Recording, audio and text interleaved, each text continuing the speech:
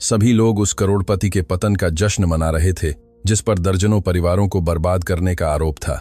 लेकिन जब एक घरेलू सहायिका लक्ष्मी ने अपनी नौकरी दांव पर लगाकर उसका बचाव किया तो किसी ने कल्पना भी नहीं की थी कि वह एक ऐसी सच्चाई उजागर करने वाली थी जो सब कुछ तबाह कर सकती थी। लक्ष्मी देवी के हाथ इतनी बुरी तरह कांप रहे थे कि वह मुश्किल से वह मनीला लिफाफा थाम पा रही थी जो उसे अभी अभी दिया गया था। वह मल्होत्रा हवेली के बंद दरवाजों के सामने खड़ी थी। यह वही घर था जिसे वह इतने सालों से अपना दूसरा घर मानती थी, और अब वे दरवाजे पीली टेप से सील थे जिस पर काले अक्षरों में लिखा था, संपत्ति कुर्क, न्यायालय आदेश। बारिश इतनी तेजी से गिर रही थी कि ऐसा लग रहा था मानो वह पिछले कुछ हफ्तों से उसके जीवन को घेरने वाले अराजकता को दर्शा रही हो। हर बूंद उसके चेहरे पर पड़ रही थी, उन आंसुओं के साथ मिल रही थी जिन्हें वह अब रोक नहीं पा रही थी। उस लिफाफे के अंदर सरकारी सम्मन था। उस लिफाफे के अंदर वह आदेश था जो उसे उस आदमी के खिलाफ गवाही देने के लिए मजबूर कर रहा था जो उसके लिए सिर्फ एक नियोक्ता से कहीं बढ़कर था। लक्ष्मी देवी, दस्तावेज देने वाले कांस्टेबल की आवाज तूफान के शोर को चीरती हुई आई। आपको 5 दिनों के भीतर उपस्थित होना होगा। यदि आप उपस्थित नहीं होती हैं तो आपको अवमानना के आरोप में गिरफ्तार कर लिया जाएगा। क्या आप समझती हैं? लक्ष्मी ने बिना कुछ कहे सिर हिलाया। उसका गला इतनी तीव्र भावना से बंद हो गया था कि शारीरिक रूप से दर्द हो रहा था। कांस्टेबल चला गया। उसे मूसलाधार बारिश में अकेला छोड़कर वह लिफाफा पकड़े हुए मानो वह मौत की सजा हो। हे भगवान, मैं क्या करूंगी? उसने अपने टूटते हुए स्वर में ग्रे आकाश की ओर फुसफुसाया। मैं यह कैसे करूंगी? लेकिन जवाब उसके दिल में पहले से ही था, उसके उस हिस्से में जो ऐसे रहस्य छिपाए हुए था जिन्हें कोई और नहीं जानता था। ऐसी सच्चाइयां जो सबसे विनाशकारी तरीके से सामने आने वाली थीं। कुछ दिन पहले सब कुछ एक ऐसे बम की तरह फट गया था जिसे किसी ने नहीं देखा था। लक्ष्मी हवेली की लाइब्रेरी साफ कर रही थी जब उसने पहली चीख सुनी। सेठ मल्होत्रा का मेहमानों से मिलना असामान्य नहीं था, लेकिन उस चीख में कुछ ऐसा था जिससे उसके रोंगटे खड़े हो गए। यह एक महिला की आवाज थी जिसमें इतनी आग थी कि दीवारें कांप रही थीं। तुम एक चोर हो, एक झूठे जो महंगे सूट और एक चुराई हुई हवेली के पीछे छिपते हो। लक्ष्मी के हाथ से डस्टर छूट गया। वह उस आवाज को जानती थी। मारिया दुर्रानी, सेठ मल्होत्रा की भतीजी, पहले भी कुछ बार आई थी, हमेशा उसी घमंड के साथ जो किसी ऐसे व्यक्ति से आता है जिसने कभी सच्ची जरूरत नहीं जानी। लेकिन इस बार यह अलग था। इस बार वह आंखों में खून लिए आई थी। मारिया, कृपया, तुम्हें शांत होने और मुझे समझाने की जरूरत है। समझाऊं? मारिया की हंसी टूटे हुए कांच जैसी थी। क्या तुम चाहते हो कि मैं तुम्हें समझाऊं कि तुमने सैकड़ों परिवारों का जीवन कैसे तबाह कर दिया? तुमने बूढ़े लोगों को अपनी पेंशन तुम्हारे धोखाधड़ी वाले स्कीम में निवेश करने के लिए कैसे राजी किया? लक्ष्मी सावधानी से अध्ययन कक्ष के अधूरे खुले दरवाजे के पास गई। वहां से वह सेठ मल्होत्रा को देख सकती थी। वही आदमी जिसने हमेशा अपनी उम्र को गरिमा के साथ जिया था, अब ऐसा लग रहा था जैसे वह कुछ ही सेकंड में 10 साल बूढ़ा हो गया हो। उसके चेहरे का रंग उड़ गया था। मुझे नहीं पता तुम किस बारे में बात कर रही हो। मेरे निवेश वैध हैं, सभी दस्तावेज, जाली दस्तावेज, मनगढ़ंत अनुबंध। मारिया ने मेज पर कागजों का ढेर इतनी जोर से फेंका कि कुछ जमीन पर गिर गए। यह सब यहां है। भूतिया खातों में बैंक हस्तांतरण, निवेश प्रमाण पत्र जो कभी मौजूद ही नहीं थे। क्या तुम जानते हो कितने लोगों ने तुम पर भरोसा करके सब कुछ खो दिया? यह जरूर कोई गलती है। मैंने कभी झूठ बोलना बंद करो। मारिया की चीख पूरी हवेली में गूंज उठी। मेरे पास सबूत हैं, मेरे पास गवाह हैं, मेरे पास पूरे परिवार हैं जो यह गवाही देने को तैयार हैं कि तुमने उन्हें गारंटीड रिटर्न का वादा कैसे किया। तुमने अपनी प्रतिष्ठा का इस्तेमाल करके उनका एक एक पैसा कैसे लूटा। लक्ष्मी ने देखा कि सेठ मल्होत्रा अपनी कुर्सी पर कैसे गिर गए। उनका चेहरा अब सिर्फ पीला नहीं था बल्कि पूर्ण भय की अभिव्यक्ति से चिह्नित था। मारिया, मैं तुम्हारी चाची की याद में कसम खाता हूं, हर पवित्र चीज की कसम, मैंने ऐसा कुछ नहीं किया है। मेरी चाची का नाम लेने की हिम्मत मत करो। वह यह देखकर शर्मिंदा होती कि तुम क्या बन गए हो। मारिया मुड़ी और जाने लगी, लेकिन बाहर निकलने से पहले उसने अपने आखिरी शब्द जहरीले कटारों की तरह फेंके। 3 दिनों में यह सब न्यूज में होगा। सप्ताहांत तक तुम्हारा नाम धोखेबाज का पर्यायवाची होगा। मुझे उम्मीद है कि तुमने अपने आलीशान जीवन का आनंद लिया, क्योंकि यह खत्म होने वाला है। उसके बाद के दरवाजे की धड़धड़ाहट से दीवारों पर लगी तस्वीरें हिल गईं। लक्ष्मी अध्ययन कक्ष में दाखिल हुई और सेठ मल्होत्रा को ठीक वैसे ही पाया जैसे मारिया ने उन्हें छोड़ा था। अपनी कुर्सी पर ढहे हुए फैले हुए दस्तावेजों को ऐसे देख रहे थे मानो वे जहरीले सांप हों। सेठ जी, उसकी आवाज मुश्किल से फुसफुसाहट में निकली। उन्होंने ऊपर देखा और लक्ष्मी ने उन आंखों में जो देखा उससे उसका दिल टूट गया। यह अपराध बोध नहीं था, यह शुद्ध आतंक के साथ पूर्ण भ्रम था। यह एक ऐसे आदमी की नजर थी जिसने अभी अभी खोजा था कि उसका पूरा जीवन उन अपराधों से तबाह हो रहा था जिन्हें उसे याद भी नहीं था कि उसने किया था। लक्ष्मी, उन्होंने टूटे हुए स्वर में कहा, क्या तुम्हें लगता है कि मैं ऐसा कुछ कर सकता हूं कि मैं निर्दोष परिवारों को लूटूंगा? लक्ष्मी पास गई और जमीन से कागज उठाए। उसकी आंखें दस्तावेजों पर दौड़ गईं। उन हस्ताक्षरों को देखकर जो सेठ मल्होत्रा के जैसे दिखते थे, लेकिन उसके अंदर कुछ उसे बता रहा था कि वे सही नहीं थे।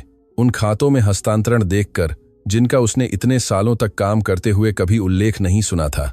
मैं आपका दिल जानती हूं, उसने अंततः जवाब दिया, और यह आप नहीं है, लेकिन दस्तावेज, हस्ताक्षर, सब कुछ ऐसा लगता है। उसकी आवाज पूरी तरह से टूट गई। लक्ष्मी, मैं क्या करूं?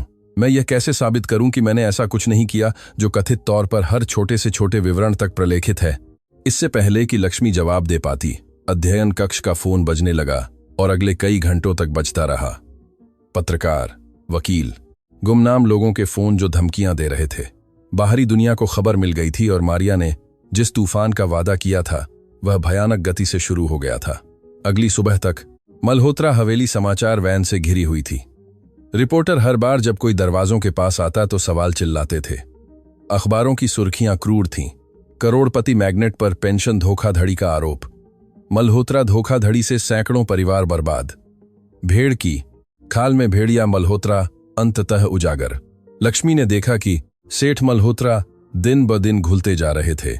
उन्होंने खाना बंद कर दिया, मुश्किल से सौ पाते थे, घंटों अपने अध्ययन कक्ष में बंद रहते थे, दस्तावेजों की जांच करते थे, किसी ऐसी व्याख्या की तलाश में रहते थे जो नहीं आ रही थी।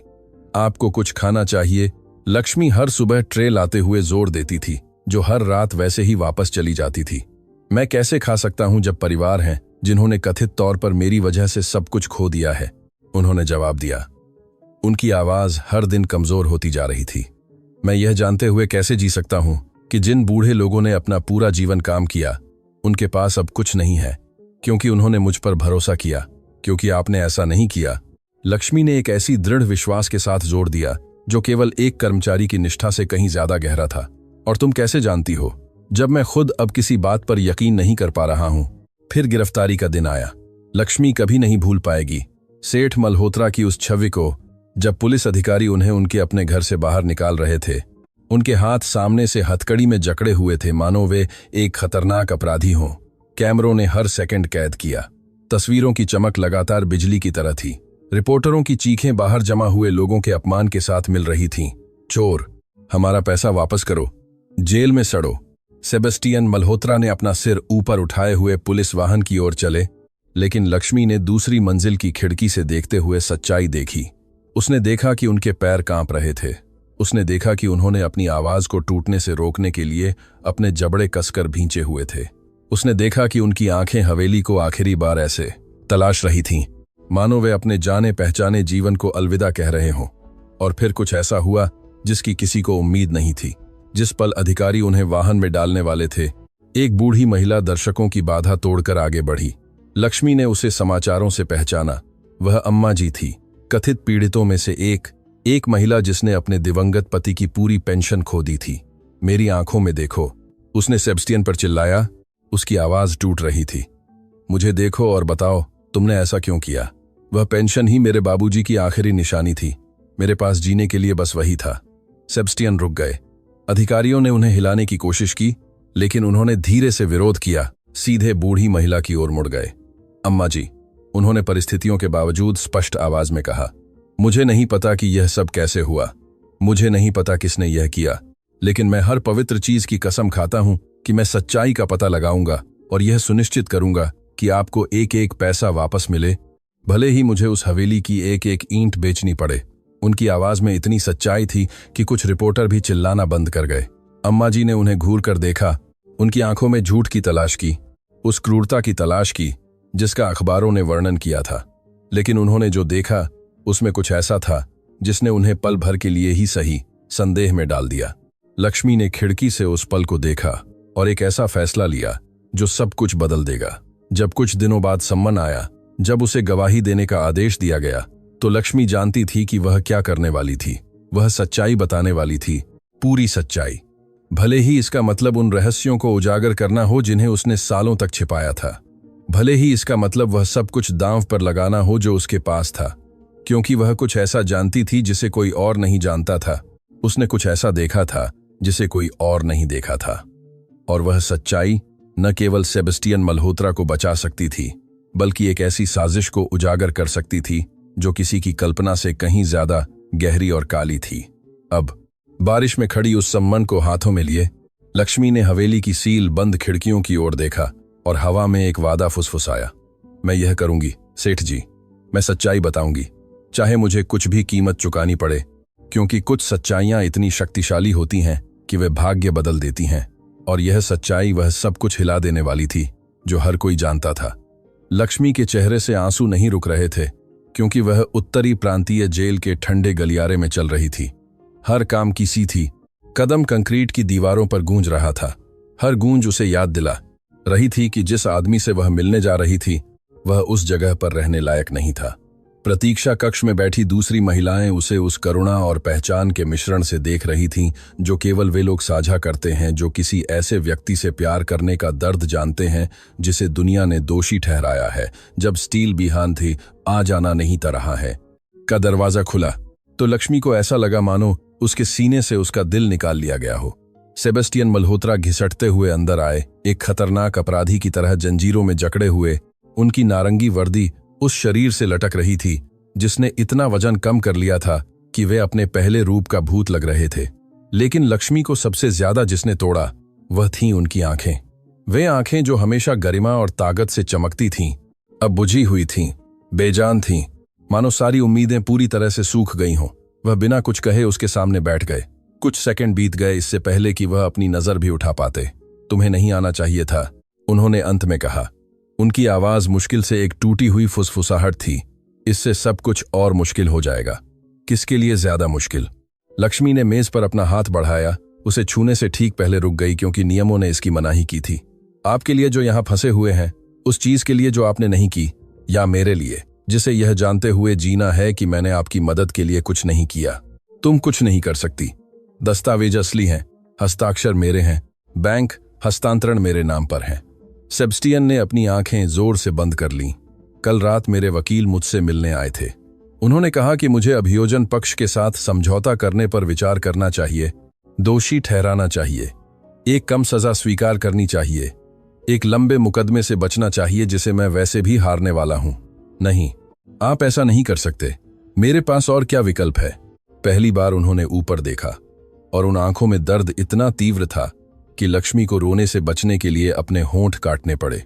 यहां बिताया हर दिन मेरा नाम और ज्यादा कीचड़ में घसीटता है। हर दिन और परिवार टीवी पर आकर बताते हैं कि मैंने उन्हें कैसे ठगा, मैंने उनका जीवन कैसे तबाह किया। क्या आप जानते हैं कि ऐसी कहानियां सुनना और कुछ न कर पाना क्या होता है? यह जानना कि बूढ़े लोग आश्रयों में सो रहे हैं क्योंकि कथित तौर पर मैंने उनकी बचत चुरा ली, लेकिन आपने ऐसा नहीं किया। और मैं इसे कैसे साबित करूं? बताओ लक्ष्मी, मैं वह चीज कैसे साबित करूं जो मैंने नहीं की, जब सभी सबूत इसके विपरीत कह रहे हैं? इससे पहले कि लक्ष्मी जवाब दे पाती, एक गार्ड ने मेज पर दस्तक दी। 5 मिनट, मेरी बात सुनो। लक्ष्मी आगे झुकी और अपनी आवाज धीमी की। मैं सच्चाई का पता लगाऊंगी। मैं पता लगाऊंगी कि वास्तव में क्या हुआ, किसने यह किया, और मैं आपको वह सबूत लाऊंगी जिनकी आपको जरूरत है। लक्ष्मी, कृपया मेरी वजह से खुद को खतरे में मत डालो। यदि कोई यह सब ऑर्केस्ट्रेट करने, झूठ का एक इतना परिपूर्ण जाल बनाने में सक्षम था, तो तुम क्या सोचते हो कि वे एक ऐसी महिला के साथ क्या करेंगे जो सच्चाई को उजागर करने की कोशिश करती है? मुझे परवाह नहीं कि वे मेरे साथ क्या करें, उसने एक ऐसी उग्रता के साथ जवाब दिया जिसने उन दोनों को चौंका दिया। आपने मुझे तब काम दिया जब कोई और नहीं देता। आपने मुझे सम्मान के साथ व्यवहार किया जब दुनिया मुझे केवल एक कर्मचारी के रूप में देखती थी। आपने मेरी मदद की जब मेरा बेटा बीमार था और मेरे पास दवाइयों के लिए पैसे नहीं थे। क्या आपको लगता है कि मैं अब आपको छोड़ दूंगी? सेबेस्टियन ने उसे आंखों में भरी हुई आंसुओं से देखा। मुझे नहीं पता था कि तुम्हें वह याद था। मुझे सब कुछ याद है, और इसलिए मुझे पता है कि मेरे सामने बैठा आदमी उन चीजों को करने में असमर्थ है जिनका उस पर आरोप है। समय, गार्ड ने घोषणा की। जब सेबेस्टियन को वापस उनकी कोठरी में ले जाया जा रहा था तो लक्ष्मी अपनी छाती में जलते हुए दृढ़ संकल्प के साथ जेल से बाहर निकली। लेकिन जब वह पास के एक कियोस्क पर दिन का अखबार देखा तो उसका दृढ़ संकल्प जम गया। शीर्षक बड़े अक्षरों में चिल्ला रहा था, नई पीड़िता सामने आई। बूढ़ी महिला ने मल्होत्रा योजना में पूरी पारिवारिक विरासत खो दी। नीचे अम्मा जी की एक तस्वीर थी, वही महिला जिसने सेबेस्टियन को उनकी गिरफ्तारी के दिन चुनौती दी थी। लेख में बताया गया था कि उन्होंने बिल्कुल सब कुछ कैसे खो दिया था। उनके दिवंगत पति की पेंशन, 30 साल की मेहनत की बचत, यहां तक कि वह घर भी जहां उन्होंने अपने बच्चों को पाला था, सब कुछ उस चीज में निवेश किया गया था जिसे सेबेस्टियन ने कथित तौर पर एक गारंटीड रिटायरमेंट फंड होने का वादा किया था। लक्ष्मी ने कांपते हाथों से अखबार खरीदा। लेख के अंत में एक पता था।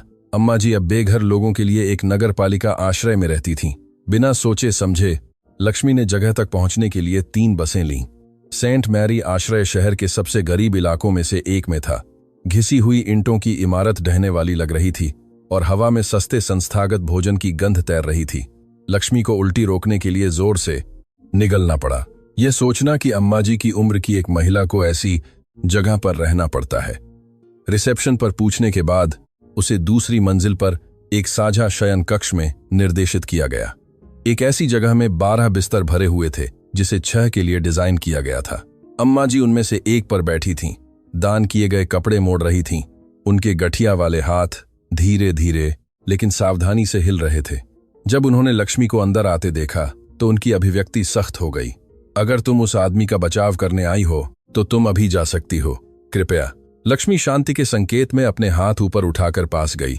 मैं बस यह समझना चाहती हूं कि क्या हुआ। मैं आपकी कहानी सुनना चाहती हूं। मेरी कहानी? अम्मा जी ने कड़वी हंसी हंसी।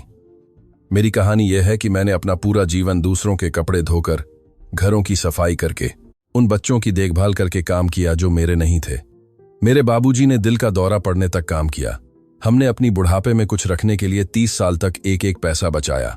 और उस आदमी ने, उस शैतान ने एक सम्मानित व्यवसायी के रूप में मुझे सब कुछ उसे देने के लिए मना लिया। आप उससे कैसे मिली? आपने उसके साथ कैसे निवेश किया? यह उसकी भतीजी मारिया थी।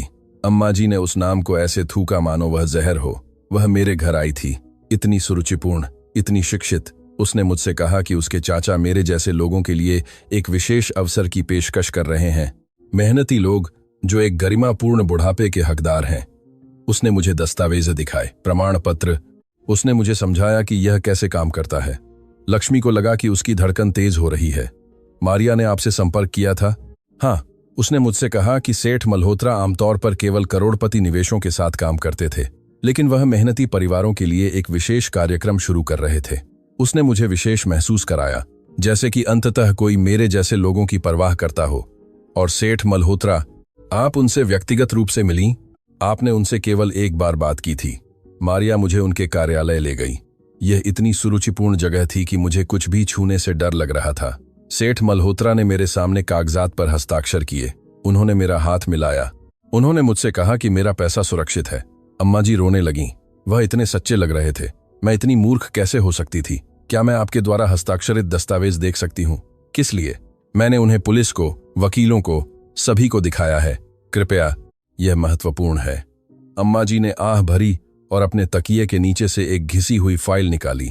यह मेरे पास बची हुई एकमात्र चीज है। मुझे यह भी नहीं पता कि मैं उन्हें क्यों रखती हूं। मुझे लगता है कि यह मेरी अपनी मूर्खता की याद दिलाता है। लक्ष्मी ने फाइल खोली और दस्तावेजों की जांच करने लगी। निवेश, अनुबंध, जमा प्रमाण पत्र, गारंटीड रिटर्न का वादा, सब कुछ सेबेस्टियन मल्होत्रा के हस्ताक्षर के साथ। अंत में सब कुछ पूरी तरह से वैध लग रहा था, जब तक कि लक्ष्मी एक छोटे से विवरण पर स्थिर नहीं हुई जो लगभग अनदेखा हो गया। हर दस्तावेज के ऊपरी कोने में एक संदर्भ कोड था और वह कोड सभी कागजात में समान था।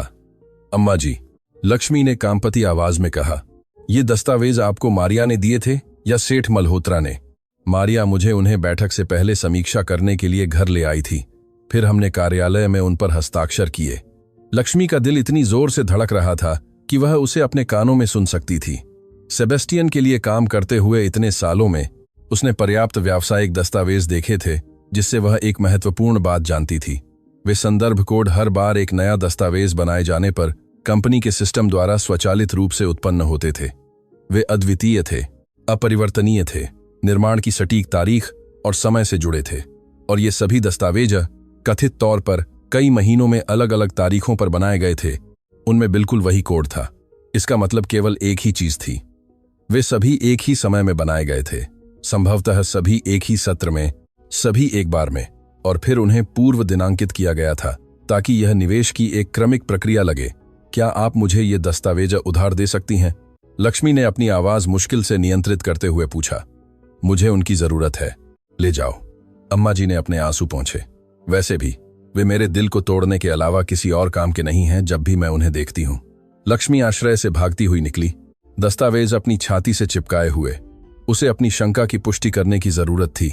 उसे यह पुष्टि करने की जरूरत थी कि वह ऐसी चीजें नहीं देख रही थी जो वहां नहीं थी। उसने एक ऑटो रिक्शा लिया, कुछ ऐसा जो वह आमतौर पर कभी नहीं करती, क्योंकि खर्च बहुत ज्यादा था, लेकिन यह इंतजार नहीं कर सकता था। उसने ड्राइवर को उस एकमात्र व्यक्ति का पता दिया जो उसकी मदद कर सकता था, रमेश जी, वह अकाउंटेंट जिसने अपनी सेवानिवृत्ति से पहले सेबस्टियन के लिए दशकों तक काम किया था। रमेश जी एक साधारण अपार्टमेंट में रहते थे जो उन्होंने अपने लंबे करियर के दौरान जमा की गई फाइलों और दस्तावेजों के बक्सों से घिरा हुआ था। जब उन्होंने दरवाजा खोला और लक्ष्मी को आंखों में आंसू लिए खड़ा देखा तो उन्हें तुरंत पता चल गया कि कुछ गंभीर हुआ था। मुझे इन दस्तावेजों को देखने की जरूरत है, लक्ष्मी ने बिना किसी प्रस्तावना के कहा। मुझे यह जानने की जरूरत है कि क्या मैं किसी बात पर सही हूं।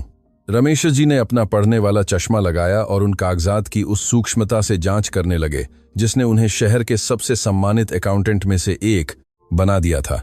लक्ष्मी ने उन्हें भ्रम से आश्चर्य और अंततः पूर्ण भय की अभिव्यक्ति में बदलते देखा। हे भगवान, उन्होंने फुसफुसाया, ये दस्तावेज जाली हैं, क्या आप निश्चित हैं? पूरी तरह से निश्चित। यहां देखो, उन्होंने उन कोडों की ओर इशारा किया जिन्हें लक्ष्मी ने नोट किया था। ये कोड असंभव हैं। सेबस्टियन का सिस्टम एक एल्गोरिथम के आधार पर अद्वितीय कोड उत्पन्न करता है जिसमें तारीख, समय और एक अनुक्रमिक संख्या शामिल होती है। महीनों के अंतर पर बनाए गए दस्तावेजों के समान कोड होना असंभव है। और हस्ताक्षर। रमेश जी ने एक मैग्नीफाइंग ग्लास निकाला और हस्ताक्षरों की सावधानी से जांच की। वे अच्छे हैं, बहुत अच्छे, लेकिन यहां देखो। उन्होंने एक लगभग अदृश्य विवरण की ओर इशारा किया। सभी हस्ताक्षरों में पेन का दबाव पूरी तरह से समान है, बहुत ज्यादा समान। जब कोई व्यक्ति हाथ से हस्ताक्षर करता है तो दबाव स्वाभाविक रूप से बदलता रहता है। यह एक डिजिटल कॉपी है, लक्ष्मी ने पूरा किया, या एक बहुत ही परिष्कृत जालसाजी। लक्ष्मी को लगा कि उसके पैर कांप रहे हैं। तो अम्मा जी और शायद सभी अन्य पीड़ितों ने कभी वास्तव में सेठ मल्होत्रा के साथ निवेश नहीं किया। किसी ने ये सभी जाली दस्तावेज बनाए, उन्हें वैध दिखाया और फिर सेबस्टियन पर सब कुछ का आरोप लगाते हुए पैसे अपने पास रख लिए। रमेश जी ने गंभीर आवाज में पूरा किया। मारिया, लक्ष्मी ने कहा। यह नाम उसके होठों से एक शाप की तरह निकला। वही थी जिसने अम्मा जी से संपर्क किया था, वही थी जिसने दस्तावेज लाए थे। उसी ने सेबस्टियन के साथ एकमात्र बैठक का आयोजन किया था, शायद इसलिए कि कोई गवाह यह कह सके कि उसने उसे देखा था। यह हमारी सोच से ज्यादा बड़ा है। रमेश जी इधर उधर टहलने लगे। अगर मारिया ने अम्मा जी के साथ ऐसा किया तो उसने शायद सभी पीड़ितों के साथ ऐसा किया। तुम्हें यह पुलिस को ले जाने की जरूरत है। पुलिस एक घरेलू सहायिका पर बिना और सबूत के विश्वास नहीं करेगी। मुझे और चाहिए, मुझे कुछ अकाट्य चाहिए। तुम्हारे मन में क्या है? लक्ष्मी ने अपने हाथों में जाली दस्तावेजों की ओर देखा। मैं वह सबूत पाऊंगी जिसकी हमें जरूरत है, चाहे कुछ भी कीमत चुकानी पड़े। लेकिन लक्ष्मी को यह नहीं पता था कि उसी क्षण शहर के दूसरी ओर एक सुरुचिपूर्ण कार्यालय में मारिया दुर्रानी को एक फोन कॉल मिल रही थी जो सब कुछ बदल देगा। मैडम दुर्रानी, दूसरी तरफ की आवाज ने कहा, हमें एक समस्या है। आपके चाचा की कर्मचारी आश्रय में अम्मा जी से मिलने गई थी, फिर वह सेवानिवृत्त अकाउंटेंट से मिलने गई। मारिया ने इतनी जोर से फोन भींचा कि उसकी उंगलियां सफेद पड़ गईं। और उसके पास क्या था? दस्तावेज, एक पूरी फाइल। उत्तम। मारिया के चेहरे पर एक ठंडी मुस्कान उभरी। यह समय है कि हर कोई जाने कि लक्ष्मी देवी वास्तव में किस तरह की इंसान है। हमारे वेतन पर काम करने वाले पत्रकारों से संपर्क करो। मैं चाहती हूं कि कल तक यह सब न्यूज में हो। आप क्या चाहती हैं कि हम कहें कि वफादार घरेलू सहायिका उतनी निर्दोष नहीं है जितनी वह दिखती है, कि वह सालों से हवेली से कीमती सामान चुरा रही थी, कि वह धोखाधड़ी में सेबस्टियन की सह साजिश करता थी?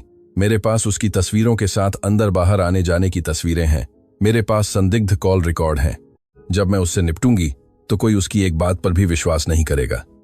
मैं उसे सामाजिक व्यावसायिक रूप से नष्ट कर दूंगी जब तक कि उसके पास उसकी गरिमा भी न बचे। और जब वह पूरी तरह से बदनाम हो जाएगी तो उसने जो कुछ भी खोजा है उसका कोई मूल्य नहीं होगा।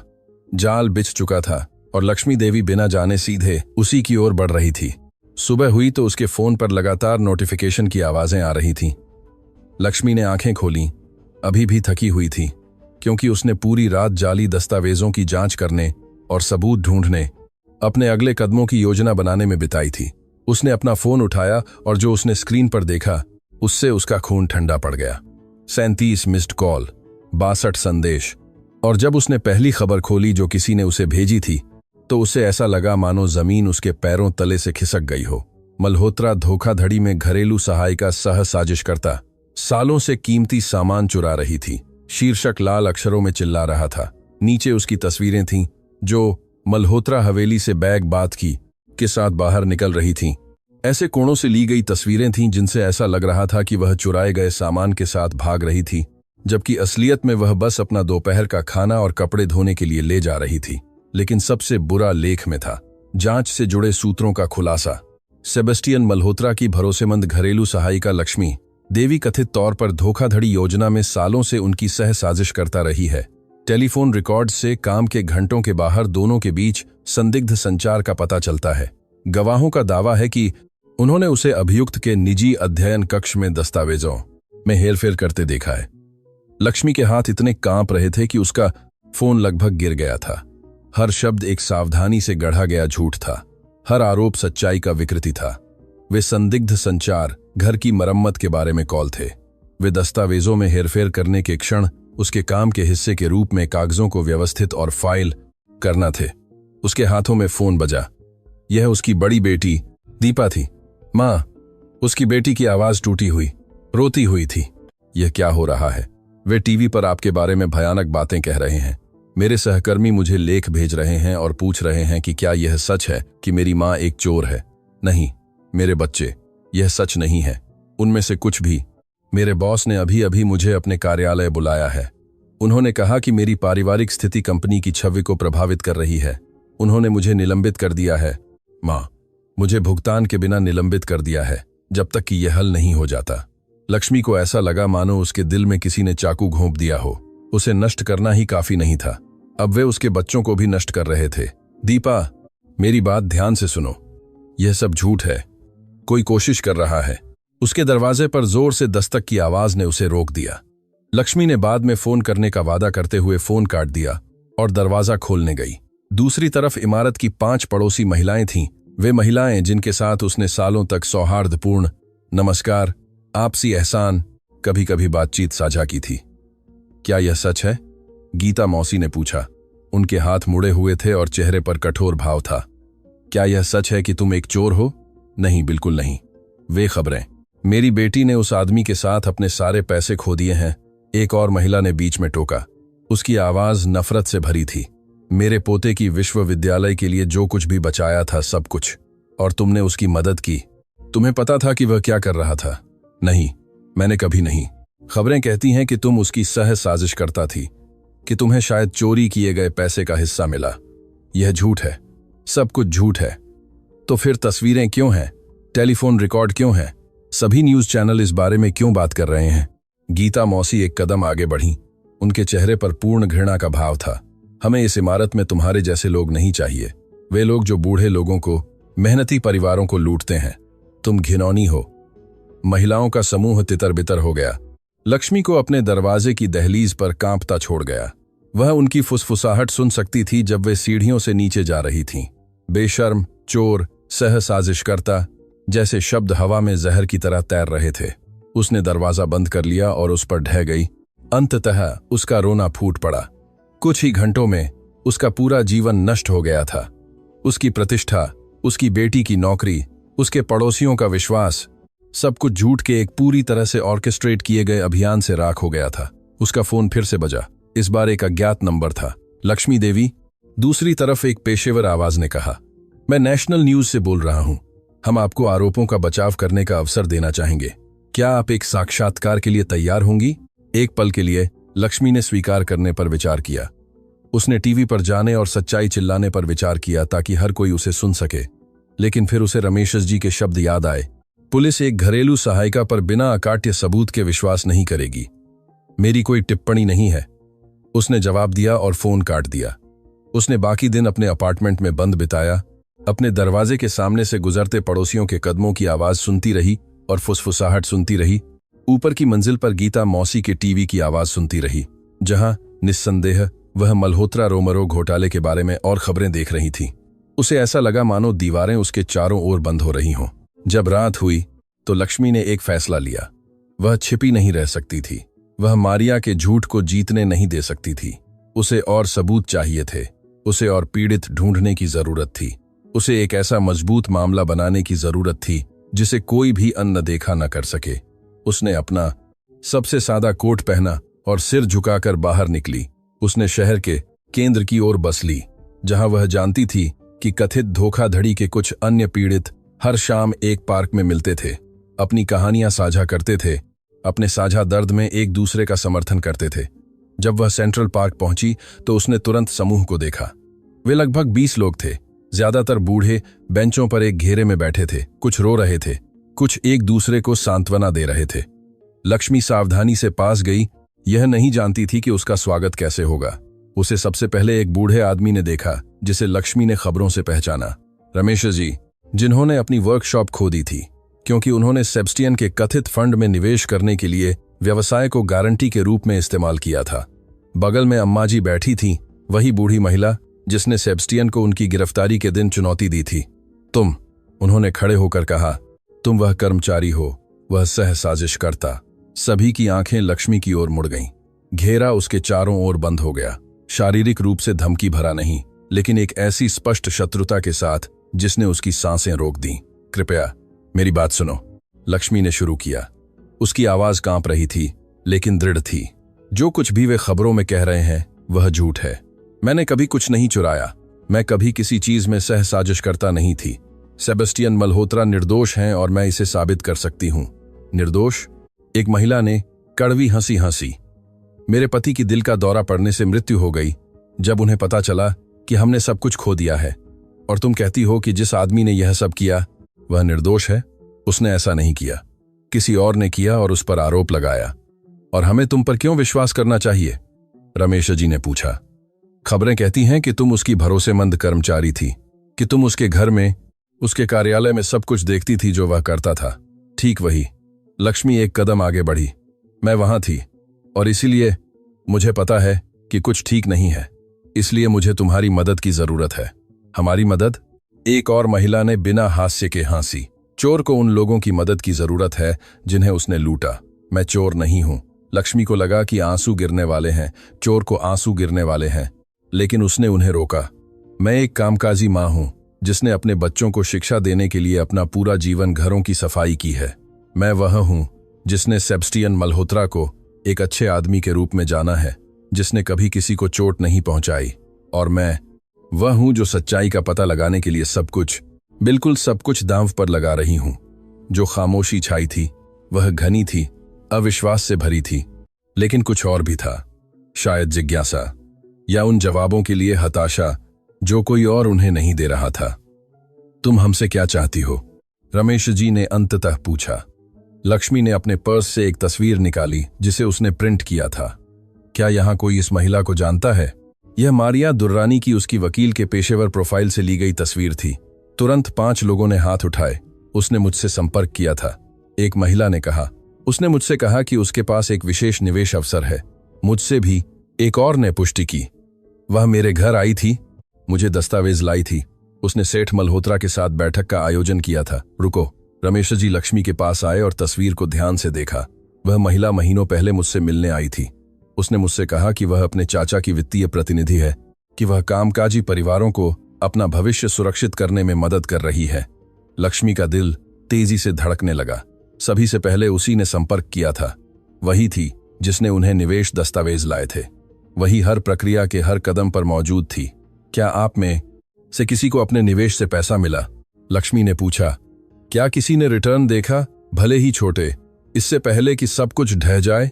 हाँ, एक महिला ने शर्मीले ढंग से कहा। पहले 3 महीनों में मुझे मासिक भुगतान मिला, ठीक वैसे ही जैसे वादा किया गया था। इसीलिए मैंने भरोसा किया और ज्यादा निवेश किया। और आपको वे भुगतान कैसे मिले? मारिया मुझे उन्हें नकद में लाती थी। वह कहती थी कि बैंक हस्तांतरण से ज्यादा सुविधाजनक है। बेशक, लक्ष्मी ने फुसफुसाया। टुकड़े अंततः जुड़ रहे थे। वह उन्हें नए पीड़ितों के पैसे से भुगतान करती थी, एक क्लासिक स्कीम। और जब वह इसे और नहीं संभाल पाई तो उसने सब कुछ ढहने दिया और सेबस्टियन पर आरोप लगाया। लेकिन उसने यह कैसे किया? रमेश जी ने पूछा। सेठ मल्होत्रा को उन सभी दस्तावेजों पर हस्ताक्षर करने के लिए कैसे राजी किया? यही वह सवाल है जिसका हमें जवाब देना है। लक्ष्मी ने उपस्थित सभी लोगों की ओर देखा। मुझे पता है कि तुम मुझसे नफरत करते हो। मुझे पता है कि तुम्हारे पास मुझ पर भरोसा करने का कोई कारण नहीं है। लेकिन मैं तुमसे सच्चाई का पता लगाने में मेरी मदद करने का अनुरोध करती हूं, न केवल सेबस्टियन के लिए बल्कि तुम्हारे लिए भी। क्योंकि अगर मारिया ने यह किया और बच जाती है तो तुम अपना पैसा कभी वापस नहीं पाओगे। लेकिन अगर हम उसे उजागर करते हैं, अगर हम साबित करते हैं कि वह असली दोषी है, तो हम वह वापस पा सकते हैं जो हमने खोया है। उस महिला ने पूरा किया जिसने अपने पति को खो दिया था। उसकी आवाज अभी भी दर्द से भरी थी, लेकिन अब कुछ और भी था। आशा, छोटी, कमजोर, लेकिन आखिरकार आशा। मुझे जरूरत है कि तुम में से हर कोई ठीक ठीक लिखे कि तुमसे कैसे संपर्क किया गया था, लक्ष्मी ने कहा। हर विवरण, हर तारीख, मारिया के साथ हर बातचीत। मुझे उन सभी दस्तावेजों की प्रतियां चाहिए जो उसने तुम्हें दिए थे। और मुझे जरूरत है कि तुम जो कुछ भी वास्तव में हुआ था उस पर गवाही देने को तैयार हो। रमेश जी ने अपना हाथ बढ़ाया। अगर कोई संभावना है, भले ही छोटी, कि हम जो कुछ खो चुके हैं उसका कुछ हिस्सा वापस पा सकें और असली दोषी को सजा मिले, तो मुझ पर भरोसा करो। एक एक करके बाकी सभी ने भी मदद करने के लिए स्वीकार किया। यह अभी तक विश्वास नहीं था, लेकिन यह एक शुरुआत थी। लक्ष्मी उस रात 20 लिखित गवाहियों और एक नए दृढ़ संकल्प के साथ पार्क से निकली। लेकिन जब वह बस स्टॉप पर पहुंची तो उसने कुछ ऐसा देखा जिससे उसका दिल रुक गया। मारिया दुर्रानी वहां थी, एक काली कार से टेक लगाए, उसका इंतजार कर रही थी। शानदार, मारिया ने एक ठंडी मुस्कान के साथ कहा। मैंने सच में सोचा था कि अपनी प्रतिष्ठा बर्बाद करने, अपनी बेटी की नौकरी नष्ट करने और तुम्हें एक सामाजिक बहिष्कृत बनाने के बाद तुम्हें हार मानने की समझ होगी। लेकिन तुम यहां अपने छोटे सैनिकों को इकट्ठा कर रही हो। मुझे पता है तुमने क्या किया। लक्ष्मी ने उसका सामना किया, हालांकि उसके पैर कांप रहे थे। मुझे पता है कि तुमने पूरा धोखाधड़ी बनाया, तुमने दस्तावेजों को जाली बनाया, तुमने उन परिवारों के पैसे चुराए। और तुम्हें कौन मानेगा? एक घरेलू सहायिका पर सहसाजिश का आरोप, एक सम्मानित वकील के खिलाफ। मारिया पास आई, उसकी आवाज एक जहरीली फुसफुसाहट में बदल गई। मैंने तुम्हें दूर रहने का अवसर दिया था, मैंने तुम्हें चेतावनी दी थी, लेकिन तुमने नायिका बनने का फैसला किया। तो अब मैं तुम्हें इतनी पूरी तरह से नष्ट कर दूंगी कि जब मैं तुमसे निपटूंगी तो तुम्हारे अपने बच्चे भी अपना उपनाम रखने में शर्मिंदा होंगे। मेरे साथ जो चाहो करो। लक्ष्मी ने चुनौती देते हुए अपना सिर उठाया। लेकिन सच्चाई सामने आएगी, और जब ऐसा होगा तो तुम हर उस जीवन के लिए भुगतान करोगी जिसे तुमने नष्ट किया। मारिया ने उसे एक लंबे पल तक देखा, फिर उसने एक ऐसी हंसी हंसी जो टूटे हुए कांच जैसी लग रही थी। कितना मार्मिक, घरेलू सहायिका जासूस खेल रही है। यह देखना मजेदार होगा। वह अपनी कार में चढ़ गई और चली गई। लक्ष्मी को बस स्टॉप पर कांपता छोड़ गई। लेकिन लक्ष्मी को यह नहीं पता था कि पार्क के सामने की इमारत की एक खिड़की से कोई पूरी घटना को देख रहा था। किसी ने लक्ष्मी और मारिया के बीच की मुलाकात की तस्वीरें ली थीं। किसी ने अभी अभी कुछ ऐसा खोजा था जो पूरे मामले को बदल देगा। और कल वह व्यक्ति एक कॉल करेगा जो घटनाओं की एक ऐसी श्रृंखला को जन्म देगा जिसे रोकना असंभव होगा। लक्ष्मी का फोन सुबह 6 बजे बजा। यह एक अज्ञात नंबर था और जो कुछ भी हुआ था उसके बाद उसकी पहली प्रवृत्ति उसे अनदेखा करने की थी। लेकिन कुछ ने उसे जवाब देने के लिए मजबूर किया। लक्ष्मी देवी। दूसरी तरफ की आवाज युवा स्त्री कांपती हुई थी। मेरा नाम प्रीति है। मैंने मारिया दुर्रानी के दफ्तर में 2 साल तक कानूनी सहायक के रूप में काम किया। मुझे आपसे तुरंत बात करने की जरूरत है। लक्ष्मी बिस्तर पर पूरी तरह से सतर्क होकर बैठ गई। आपको मेरा नंबर कैसे मिला? यह अब मायने नहीं रखता। जो मायने रखता है वह यह है कि मेरे पास जानकारी है, ऐसी जानकारी जो सब कुछ बदल सकती है। लेकिन हमें व्यक्तिगत रूप से मिलने की जरूरत है। क्या आप करोल बाग में शरण कैफे जानती हैं? हाँ, मैं वहां 1 घंटे में आ जाऊंगी। पीछे की मेज पर। अकेले आना। और लक्ष्मी देवी, बहुत सावधान रहना। मारिया की हर जगह आंखें हैं। इससे पहले कि लक्ष्मी और सवाल पूछ पाती, लाइन कट गई। 60 मिनट बाद लक्ष्मी कैफे में दाखिल हुई। उसका दिल इतनी तेजी से धड़क रहा था कि वह उसे अपने कानों में सुन सकती थी। उस सुबह इतनी जल्दी जगह लगभग खाली थी। केवल कुछ सुबह के ग्राहक अखबार पढ़ रहे थे और कॉफी पी रहे थे। पीछे की मेज पर 20 से कुछ ज्यादा उम्र की एक युवती उसका इंतजार कर रही थी। उसकी आंखें लगातार दरवाजे की ओर घूम रही थी, मानो वह किसी के पीछे आने की उम्मीद कर रही हो। लक्ष्मी देवी। प्रीति खड़ी हुई जब लक्ष्मी पास आई। उसने बड़े चश्मे पहन रखे थे जो उसकी आंखों के नीचे के काले घेरे को छिपा नहीं सकते थे। रातों की नींद हराम होने का सबूत। आने के लिए धन्यवाद। यह क्या है? लक्ष्मी उसके सामने बैठ गई। तुम वास्तव में कौन हो? मैंने आपको बताया। मैंने मारिया दुर्रानी के लिए काम किया, या यूं कहें कि मैं काम करती थी। मैंने 3 दिन पहले इस्तीफा दे दिया जब मैंने देखा कि उसने खबरों में आपके साथ क्या किया। प्रीति ने कांपते हाथों से अपने पर्स से एक फाइल निकाली। मैंने देखा कि उन्होंने आपके साथ क्या किया, आपको कैसे बदनाम किया, कैसे उन्होंने छवियों को हेरफेर किया, कैसे उन्होंने पूरी कहानी गढ़ी कि आप साजिश करता थी। और मैं चुप नहीं रह पाई। क्यों? आप एक अजनबी के लिए सब कुछ दांव पर क्यों लगा रही हैं? प्रीति की आंखें नम हो गईं, क्योंकि मेरी दादी पीड़ितों में से एक थीं, दादी एस्तेर। उन्होंने मेरे परदादा परदादी द्वारा छोड़ी गई विरासत खो दी। वह सारा पैसा जो वह अपने मेडिकल इलाज के लिए इस्तेमाल करने वाली थीं, उनकी 2 महीने पहले मृत्यु हो गई क्योंकि हम उन्हें जरूरी दवाएं नहीं दे पाए। लक्ष्मी को ऐसा लगा मानो उसके पेट में किसी ने मुक्का मारा हो। मुझे बहुत अफसोस है। मैं मारिया के लिए काम करती थी जब यह सब हुआ। जब मेरी दादी ने मुझे अपने निवेश के बारे में बताया तो मुझे अजीब लगा, लेकिन मारिया ने मुझे आश्वस्त किया कि सब कुछ वैध था। उसने मुझे प्रमाण पत्र दिखाए। सब कुछ असली लग रहा था। प्रीति ने गुस्से में अपनी आंखें पोंछी। यह बात तक नहीं था। जब मेरी दादी ने सब कुछ खो दिया तभी मुझे संदेह होने लगा। मैंने उन चीजों पर ध्यान देना शुरू किया जिन्हें मैं पहले अनदेखा करती थी। क्या चीजें? प्रीति ने फाइल खोली और तस्वीरों की एक श्रृंखला निकाली। 6 महीने पहले मारिया ने मुझसे सेबेस्टियन के हस्ताक्षर को अलग अलग पुरानी फाइलों से स्कैन करने के लिए कहा था। उसने कहा कि उसे एक डिजिटल डेटाबेस बनाने की जरूरत थी। मैंने उस समय कुछ भी अजीब नहीं सोचा था। तस्वीरों में सेबेस्टियन के दर्जनों हस्ताक्षर अलग अलग कोणों, अलग अलग दबावों, अलग अलग शैलियों में दिखाए गए थे। यह उसके हस्ताक्षर की एक पूरी लाइब्रेरी थी। इसके साथ प्रीति ने जारी रखा, कोई भी सक्षम ग्राफिक डिजाइनर उसके हस्ताक्षर को डिजिटल रूप से फिर से बना सकता था और उसे जहां चाहे वहां रख सकता था, लेकिन यह पुष्टि नहीं करता कि मारिया ने ऐसा किया। इंतजार करो। प्रीति ने और कागज निकाले। हर बार जब हम कार्यालय में प्रिंट करते थे तो प्रिंटर एक अदृश्य ट्रैकिंग कोड छोड़ता था। यह एक मानक सुरक्षा उपाय है। ये वे रिपोर्टें हैं जो मैंने इस्तीफा देने से पहले प्राप्त की थीं। लक्ष्मी ने शीटों की जांच की। वे तकनीकी रिकॉर्ड थे जो दिखाते थे कि कौन सी फाइलें कब और किस कंप्यूटर से प्रिंट की गई थीं। तारीखें देखो, प्रीति ने बताया। सभी निवेश अनुबंध जो पीड़ितों को मिले थे वे एक ही सप्ताह में प्रिंट किए गए थे। सभी मारिया के निजी कंप्यूटर से, सभी सुबह 2 बजे जब कार्यालय में कोई और नहीं था। लक्ष्मी का दिल इतनी तेजी से धड़क रहा था कि वह मुश्किल से सांस ले पा रही थी। अगर वे महीनों के दौरान बनाए गए थे तो वह उन सभी को एक ही समय में क्यों प्रिंट करती? ठीक वही, क्योंकि उसने उन सभी को एक बार में बनाया और फिर उन पर झूठी तारीखें डालीं, पूर्व दिनांकित दस्तावेजा, ताकि यह निवेश की एक क्रमिक प्रक्रिया लगे। यह बिल्कुल वही है जिसकी हमें जरूरत है। लक्ष्मी ने कांपते हाथों से कागजात उठाए। आपने यह पुलिस को क्यों नहीं ले गए? मैंने कोशिश की। प्रीति की आवाज टूट गई। मैं 2 दिन पहले थाने गई थी। जिस अधिकारी ने मुझसे बात की उसने मेरी कहानी सुनी, दस्तावेजों की जांच की और मुझसे अगली सुबह औपचारिक बयान देने के लिए वापस आने को कहा। उस रात मुझे मारिया का फोन आया। उसने मुझसे कहा कि वह जानती है कि मैंने क्या किया है, कि उसके पुलिस में संपर्क हैं, कि अगर मैं चुप नहीं रही तो वह मुझ पर गोपनीय दस्तावेजों की चोरी का आरोप लगाएगी और मुझे कानूनी रूप से नष्ट कर देगी। और फिर भी आपने मुझसे संपर्क करने का फैसला किया। जब मैंने कल पार्क में आपको उन लोगों से बात करते देखा जिन्होंने सब कुछ खो दिया था, अपनी प्रतिष्ठा, अपनी सुरक्षा, सच्चाई की तलाश के लिए सब कुछ दांव पर लगाते हुए। प्रीति ने अपने आंसू पोंछे। मैंने अपनी दादी के बारे में सोचा कि वह यह मानते हुए कैसे मर गईं कि वह भरोसा करने में मूर्ख थीं। मैंने सोचा कि अगर मैंने कुछ नहीं किया तो उनकी मौत का कोई मतलब नहीं होगा।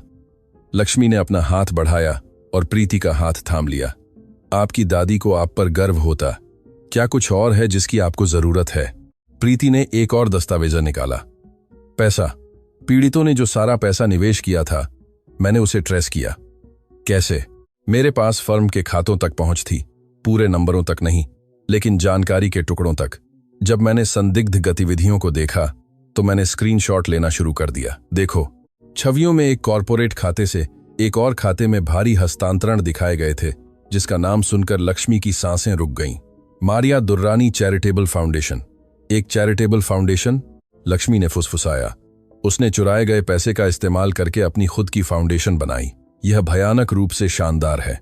पैसा कानूनी रूप से उसके नाम पर है, लेकिन गैर लाभकारी संगठन की स्थिति के तहत संरक्षित है। वह इसे अपनी इच्छानुसार किसी भी चीज के लिए इस्तेमाल कर सकती है। यात्रा, कार्यक्रम, यहां तक कि कार्यकारी निदेशक के रूप में खुद को एक उदार वेतन भी दे सकती है। यह सब समुदाय की मदद करने का दिखावा करते हुए। और कोई शक नहीं करता, क्योंकि वह धर्मार्थ कार्य कर रही है। ठीक वही। वास्तव में पिछले हफ्ते उसने अपने परोपकारी कार्य के लिए एक पुरस्कार जीता था। उसकी एक तस्वीर है जिसमें वह एक प्लेट लेती हुई मुस्कुरा रही है, जबकि लोग ताली बजा रहे हैं। यह सब मेरी दादी जैसे लोगों के दुख पर आधारित है। लक्ष्मी को अपनी छाती में एक ऐसा गुस्सा जलता हुआ महसूस हुआ जो उसने पहले कभी अनुभव नहीं किया था। यह अंधा क्रोध नहीं था, यह शुद्ध अग्नि में क्रिस्टलीकृत दृढ़ संकल्प था। मुझे यह सब की प्रतियां चाहिए, उसने दृढ़ता से कहा। मैंने उन्हें पहले ही बना लिया है। प्रीति ने उसे एक यूएसबी ड्राइव दी। सब कुछ वहां है। प्रिंटर रिकॉर्ड, हस्तांतरण के स्क्रीनशॉट, वे ईमेल जहां मारिया ने मुझसे हस्ताक्षर स्कैन करने के लिए कहा था। सब कुछ। प्रीति, क्या आप समझती हैं कि इसका क्या मतलब है? अगर आप गवाही देती हैं, अगर आप यह सबूत सार्वजनिक रूप से पेश करती हैं, तो मारिया आप पर पूरी तरह से हमला करेगी। मुझे पता है। युवती ने गहरी सांस ली। लेकिन मेरी दादी ने अपने आखिरी दिन यह मानते हुए बिताए कि वह विफल हो गई थी, कि वह भरोसा करने में मूर्ख थीं। वह उस शर्म के साथ मर गईं। मैं अन्य सभी पीड़ितों को उसी शर्म के साथ जीने नहीं दे सकती। जब मुझे सच्चाई पता है, मैं नहीं कर सकती। दोनों महिलाएं कुछ देर चुप रहीं। हर कोई यह सोच रहा था कि वे किस चीज का सामना करने वाली थीं। कुछ ऐसा है जो मुझे समझ नहीं आता, लक्ष्मी ने अंततः कहा। मारिया ने सेबेस्टियन को मूल दस्तावेजों पर हस्ताक्षर करने के लिए कैसे राजी किया?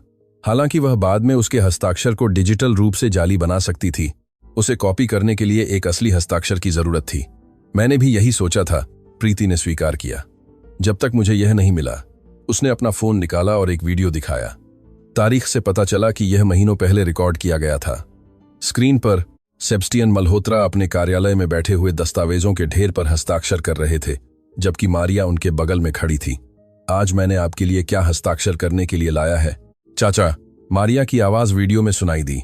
वार्षिक ऑडिट दस्तावेज हमेशा की तरह, सेबेस्टियन ने बिना ऊपर देखे जवाब दिया, यंत्रवत हस्ताक्षर करते हुए, जबकि वह अपनी मेज पर अन्य कागजों की जांच कर रहे थे। ठीक है, वार्षिक ऑडिट हमेशा की तरह 23 पृष्ठ। सेबेस्टियन स्पष्ट रूप से विचलित होकर हस्ताक्षर करते रहे, अपनी भतीजी पर पूरी तरह से भरोसा करते हुए। वीडियो समाप्त हो गया। देखो, प्रीति ने पूछा। उसने उनसे कहा कि वे ऑडिट दस्तावेज थे, शायद कुछ ऐसा जिस पर वह हर साल नियमित रूप से हस्ताक्षर करते थे, लेकिन वे कागज। मुझे यकीन है कि वे हस्ताक्षर के लिए खाली पृष्ठ थे। एक बार जब उनके हस्ताक्षर हो जाते थे, तो वह उन हस्ताक्षरों पर कोई भी अनुबंध प्रिंट कर सकती थी। हे भगवान! लक्ष्मी ने अपने मुंह पर हाथ रख लिया। उसने उसके विश्वास का इस्तेमाल उसके खिलाफ किया, जिस परिवार पर उसने आंख बंद करके भरोसा किया। सबसे बुरा धोखा वह है जो अंदर से आता है, प्रीति ने दुख से कहा। लक्ष्मी ने यूएसबी ड्राइव को अपने पर्स में ऐसे रखा, मानो वह दुनिया का सबसे कीमती खजाना हो, क्योंकि वह था। वह चाबी थी जो सेबेस्टियन की जंजीरों को खोलेगी। वह मारिया को उजागर करने वाला सबूत था। वह न्याय था जिसके पीड़ित हकदार थे। आप अब क्या करने जा रही हैं? प्रीति ने पूछा। मैं इसे सही लोगों तक ले जाऊंगी, लेकिन सबसे पहले। लक्ष्मी ने अपनी घड़ी देखी। सबसे पहले मुझे किसी से मिलना है। 2 घंटे बाद लक्ष्मी फिर से जेल के मुलाकात कक्ष में थी।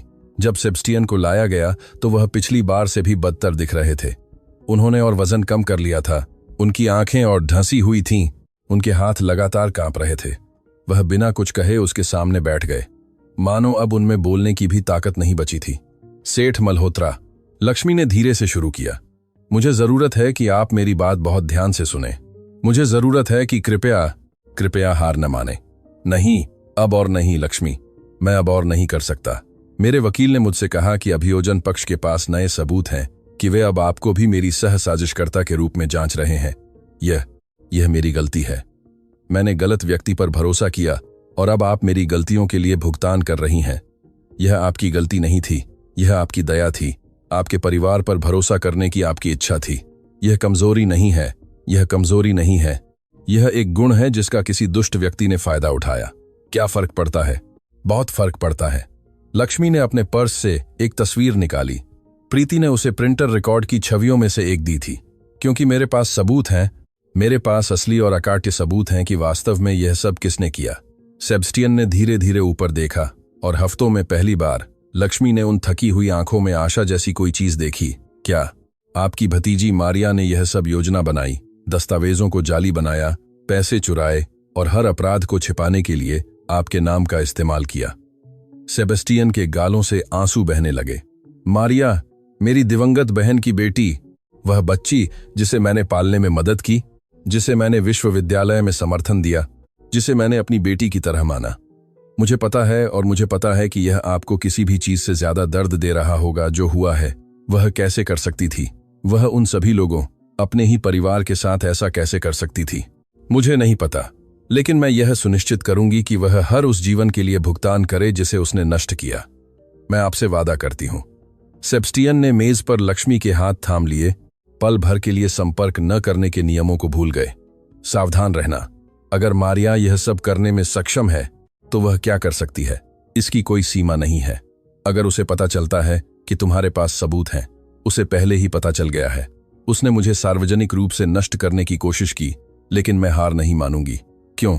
सेबेस्टियन ने टूटी हुई आवाज में पूछा। तुम मेरे लिए इतना जोखिम क्यों उठा रही हो? लक्ष्मी मुस्कुराई, हालांकि उसकी आंखें भावना से चमक रही थीं। क्योंकि सालों पहले जब मेरा बेटा बीमार था और मेरे पास अस्पताल के लिए पैसे नहीं थे, तो आपने मुझे जरूरत पड़ने पर उधार दिया था, बिना यह पूछे कि मैं उसे कब वापस करूंगी। जब मैं महीनों बाद अंततः आपको भुगतान कर पाई तो आपको उधार याद भी नहीं था। आपने कहा कि आप यह नहीं गिनते कि आपने कितनी बार लोगों की मदद की, बल्कि केवल वे बार गिनते हैं जब आप ऐसा करने में विफल रहे। उस दिन मुझे पता चला कि मैं एक सच्चे अच्छे आदमी के लिए काम करती हूँ और मैं उस अच्छे आदमी को उन अपराधों के लिए जेल में सड़ने नहीं दूंगी जो उसने नहीं किए। गार्ड पास आया। समय समाप्त। जब सेबेस्टियन को ले जाया जा रहा था तो उसने कंधे पर से चिल्लाया, लक्ष्मी, सब कुछ के लिए धन्यवाद। विश्वास करने के लिए जब कोई और नहीं करता। लक्ष्मी आंखों में आंसू लिए, लेकिन नए दृढ़ संकल्प के साथ जेल से बाहर निकली। उसके पास सबूत थे, उसके पास गवाह थे, उसके पास सच्चाई थी। अब उसे बस किसी ऐसे व्यक्ति की जरूरत थी जिसके पास उसे सुनने की पर्याप्त शक्ति हो, और वह जानती थी कि किसके पास जाना है। क्षेत्रीय अभियोजन कार्यालय एक 10 मंजिला ग्रे इमारत में था, जिसे विशेष रूप से डराने के लिए डिजाइन किया गया था। लक्ष्मी अपनी हथेली में यूएसबी ड्राइव को एक ताबीज की तरह दबाए हुए प्रवेश द्वार की सीढ़ियों पर चढ़ी। वह सबूत जो सब कुछ बदल देगा, उस छोटे प्लास्टिक उपकरण में सहेजा हुआ था। उसने पूरी रात नहीं सोई थी। उसने क्या कहना है इसका अभ्यास कर रही थी, अपना तर्क तैयार कर रही थी। यह कल्पना कर रही थी कि वह सबूत कैसे पेश करेगी ताकि उसे अनदेखा न किया जा सके। यह उसका एकमात्र अवसर था। अगर अभियोजक ने सबूत खारिज कर दिया, अगर उसने उसे न सुनने का फैसला किया, तो सब कुछ खत्म हो जाएगा। मैं अभियोजक राकेश से मिलने आई हूं, उसने रिसेप्शनिस्ट से कहा। एक युवती जिसने उसे ऊब भरी अभिव्यक्ति से देखा। यह मल्होत्रा के मामले के बारे में है। मेरे पास नए सबूत हैं। क्या आपकी अपॉइंटमेंट है? नहीं, लेकिन यह जरूरी है।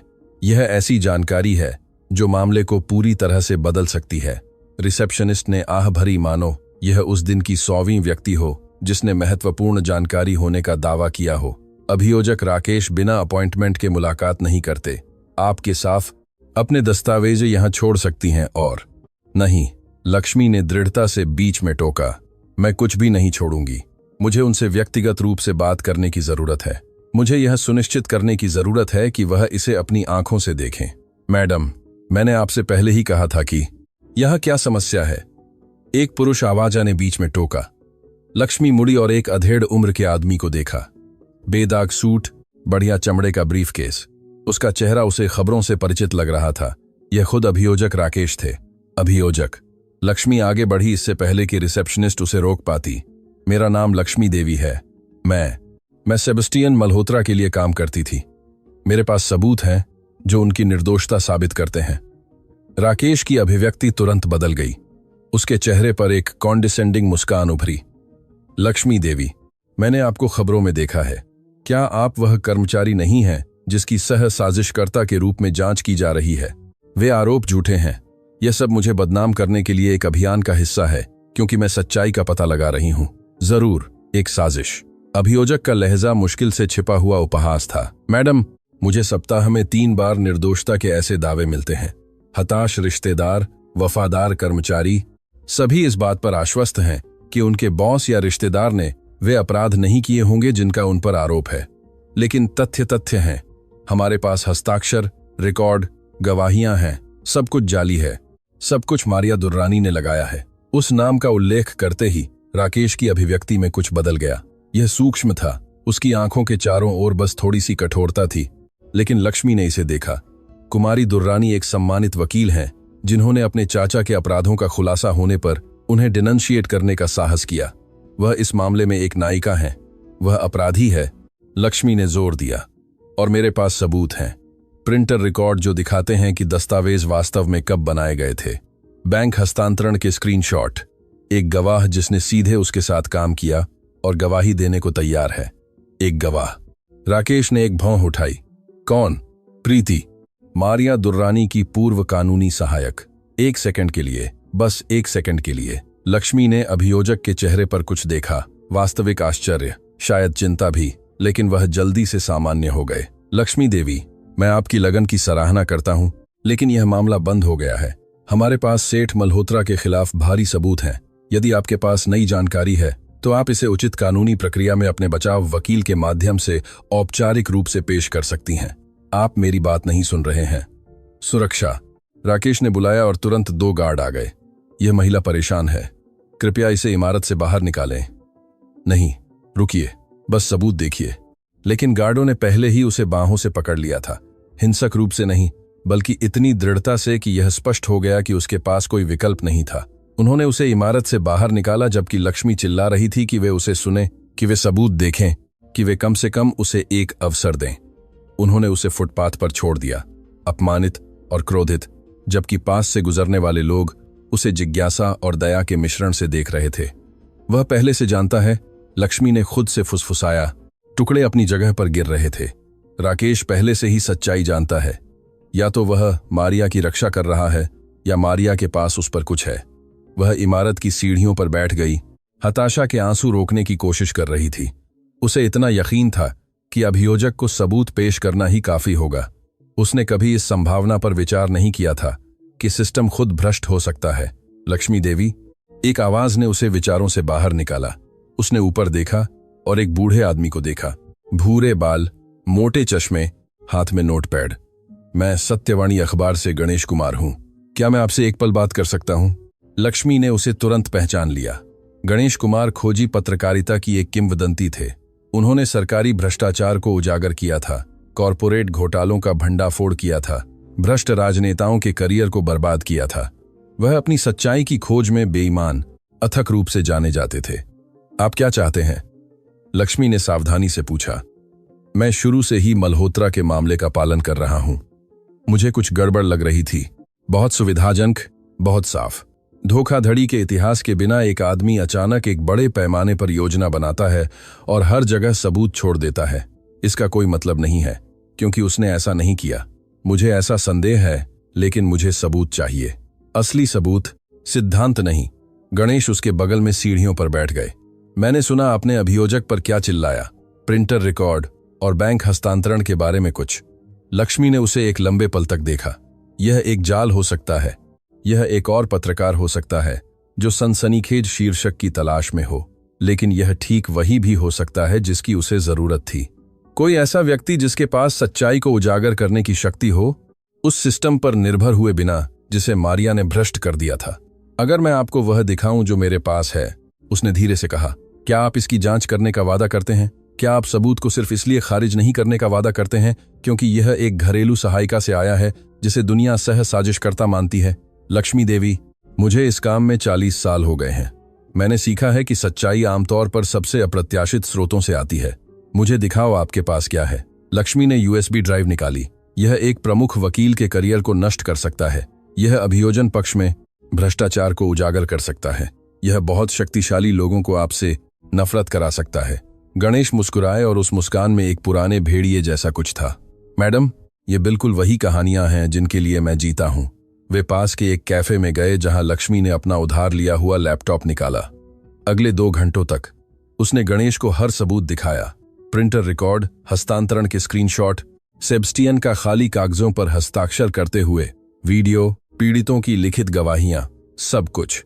गणेश ने एक सर्जन की सूक्ष्मता से हर दस्तावेज की जांच की, नोट्स लिए, सवाल पूछे, विवरण सत्यापित किए। उनकी अभिव्यक्ति पेशेवर रुचि से वास्तविक आश्चर्य में बदल गई। यह अविश्वसनीय है, उन्होंने अंततः फुसफुसाया। यह 1 दशक में मैंने देखी सबसे बड़ी कहानी है, लेकिन मुझे आपके गवाह से बात करने की जरूरत है। इस प्रीति से मैं इसकी व्यवस्था कर सकता हूं, लेकिन वह डरी हुई है। मारिया ने उसे धमकी दी है। मैं समझता हूं, लेकिन कैमरे पर उसकी गवाही के बिना यह केवल परिस्थितिजन्य सबूत है।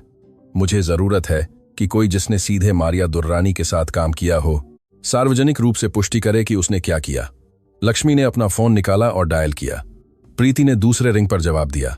प्रीति, मैं लक्ष्मी हूं। मैं पत्रकार गणेश कुमार के साथ हूं। वह तुमसे बात करना चाहते हैं। दूसरी तरफ सन्नाटा छा गया। फिर गणेश कुमार, वही जिसने पिछले साल भ्रष्ट मेयर को उजागर किया था, वही। अगर मैं उनसे बात करती हूं, अगर मैं सब कुछ सार्वजनिक रूप से बताती हूं, तो मारिया मुझे नष्ट कर देगी। वह पहले से ही उन सभी को नष्ट करने की कोशिश कर रही है जो उसके रास्ते में आते हैं। लक्ष्मी ने धीरे से जवाब दिया। सवाल यह है कि क्या हम उसे जीतने देंगे। एक और सन्नाटा। फिर कांपती हुई लेकिन दृढ़ आवाज में, उसे कहो कि वह मुझसे उस पार्क में मिले जहां मेरी दादी की मृत्यु हुई थी, रोज गार्डन में। 2 घंटे में मैं सब कुछ बताऊंगी। 2 घंटे बाद गणेश ने पार्क की एक बेंच पर अपना कैमरा सेट कर लिया था, जबकि प्रीति उनके सामने बैठी थी, स्पष्ट रूप से घबराई हुई लेकिन दृढ़। लक्ष्मी एक तरफ शांत समर्थन दे रही थी। प्रीति, गणेश ने धीरे से आवाज में शुरू किया, मुझे अपनी दादी के बारे में बताओ। और प्रीति ने बात की। उसने दादी एस्तेर के बारे में बात की कि उन्होंने अपना पूरा जीवन कैसे काम किया था, कि मारिया ने वित्तीय सुरक्षा के वादों के साथ उनसे कैसे संपर्क किया था। उसने बताया कि कैसे उसने अपनी दादी को सब कुछ खोने के बाद बिगड़ते हुए देखा था, कि वे अपनी दवाएं न दे पाने के कारण कैसे मर गई थीं। जब वह बोल रही थी तो हर शब्द में दर्द स्पष्ट था, और गणेश ने सब कुछ कैद किया। कच्ची भावना, वास्तविक दर्द, वह सच्चाई जिसे जाली नहीं बनाया जा सकता था। फिर प्रीति ने मारिया के लिए अपने काम की व्याख्या की। उसने बताया कि कैसे उससे सेबस्टियन के हस्ताक्षर स्कैन करने के लिए कहा गया था। उसने प्रिंटर रिकॉर्ड दिखाए। उसने खाली कागजों के वीडियो की व्याख्या की। मारिया ऐसा क्यों करेगी? गणेश ने पूछा। पहले मुझे समझ नहीं आया, लेकिन फिर मैंने जांच शुरू की। मारिया दुर्रानी चैरिटेबल फाउंडेशन, जहां सभी चोरी किए गए फंड हैं, उसे सालाना 200 रुपये का वेतन देती है। यह उसे अंतर्राष्ट्रीय यात्राओं, भव्य कार्यक्रमों को वित्त पोषित करती है, सब कुछ धर्मार्थ कार्य के बहाने। उसने मेरे परिवार जैसे परिवारों के दुख का इस्तेमाल करके अपनी खुद की एक अटूट आय का स्रोत बनाया। और अभियोजक राकेश को उसके बारे में कुछ पता है? प्रीति हिचकिचाई, फिर सिर हिलाया। मैंने दस्तावेज देखे। फाउंडेशन से राकेश की पत्नी के नाम पर एक खाते में हस्तांतरण 50 रुपये को धर्मार्थ दान के रूप में वर्गीकृत किया गया था। लेकिन यह क्षण राकेश द्वारा मल्होत्रा के मामले को लेने के ठीक बाद था। गणेश स्थिर हो गए। क्या आप कह रही हैं कि मारिया दुर्रानी ने मामले के प्रभारी अभियोजक को रिश्वत दी? मैं कह रही हूं कि उसके फाउंडेशन से अभियोजक के परिवार को 50 रुपये का हस्तांतरण हुआ है। आप अपने निष्कर्ष निकाल सकते हैं। साक्षात्कार 40 मिनट और जारी रहा। जब यह समाप्त हुआ तो गणेश ने कैमरा बंद कर दिया और दोनों महिलाओं को गंभीर अभिव्यक्ति से देखा। यह कल के अंक में आएगा, पहले पन्ने पर, हमारी वेबसाइट पर पूरे वीडियो के साथ। एक बार जब यह प्रकाशित हो जाता है तो कोई पीछे नहीं हटना होगा। क्या आप आने वाले चीज के लिए तैयार हैं? यह कितना बुरा हो सकता है? प्रीति ने एक बिना हास्य के हंसी के साथ पूछा। मारिया दुर्रानी सब कुछ से इनकार करेगी। वह सबसे अच्छे वकीलों को नियुक्त करेगी। वह तुम्हें बदनाम करने, धमकी देने, तुम्हारी विश्वसनीयता के हर टुकड़े को नष्ट करने की कोशिश करेगी। यह बुरा होगा, उसे कोशिश करने दो। लक्ष्मी ने उग्रता से कहा। उसने पहले ही वह सब कुछ छीन लिया है जिसे हम खो सकते थे। हमारे पास जो एकमात्र चीज बची है वह सच्चाई है और वह उसे हमसे नहीं छीन सकती। गणेश ने स्वीकृति में मुस्कुराया। तो कल सुर्खियों में मिलते हैं। लक्ष्मी और प्रीति एक साथ पार्क से निकलीं, कई मिनट तक चुपचाप चलती रहीं। अंततः प्रीति बोली, क्या आपको लगता है कि यह काम करेगा? क्या सच्चाई वास्तव में मायने रखेगी? उसे मायने रखना होगा, लक्ष्मी ने जवाब दिया, क्योंकि अगर यह मायने नहीं रखता तो कुछ भी मायने नहीं रखता। क्या उन्होंने सड़क के उस पार एक कार में बैठे आदमी को नहीं देखा था? वही आदमी जो कई दिनों से लक्ष्मी का पीछा कर रहा था, वही आदमी जिसने अभी अभी गणेश कुमार के साथ पूरे साक्षात्कार की तस्वीरें ली थीं और जो अब उन तस्वीरों को सीधे मारिया दुर्रानी को भेज रहा था। अपने कार्यालय में मारिया ने तस्वीरें प्राप्त की और उसकी छाती में गुस्सा बढ़ता हुआ महसूस हुआ। गणेश कुमार, घरेलू सहायिका, गणेश कुमार के पास गई थी। उसने अपना फोन उठाया और एक नंबर डायल किया जिसका उसने पहले कभी इस्तेमाल नहीं किया था। जब उन्होंने जवाब दिया तो उसकी आवाज शुद्ध बर्फ जैसी थी।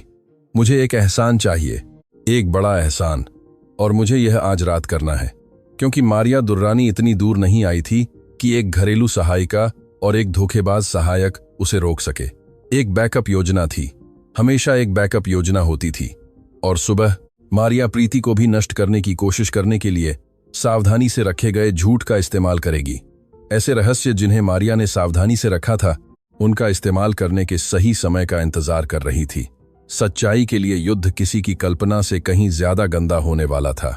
सुबह हुई तो लक्ष्मी के छोटे से कमरे की खिड़कियों से सूरज की किरणें आ रही थीं, जहां वह मुश्किल से 3 घंटे सो पाई थी। सुबह 6 बजे से ही उसका फोन लगातार बज रहा था। संदेश, कॉल, नोटिफिकेशन जो रुकने का नाम नहीं ले रहे थे। कांपते हाथों से उसने इंटरनेट ब्राउजर खोला और वहां सत्यवाणी की वेबसाइट के पहले पन्ने पर लाल अक्षरों में छपी खबर थी, मल्होत्रा धोखाधड़ी। नौकरानी ने भतीजी की लाखों की धोखाधड़ी का पर्दाफाश किया। नीचे छोटे अक्षरों में लिखा था, भीतरी गवाह ने जाली योजना का खुलासा किया, अभियोजक पर भ्रष्टाचार की संभावित जांच। लक्ष्मी ने लेख पढ़ते ही उसका दिल तेजी से धड़कने लगा। गणेश कुमार ने बेहतरीन काम किया था, हर जानकारी को सावधानी से पेश किया था।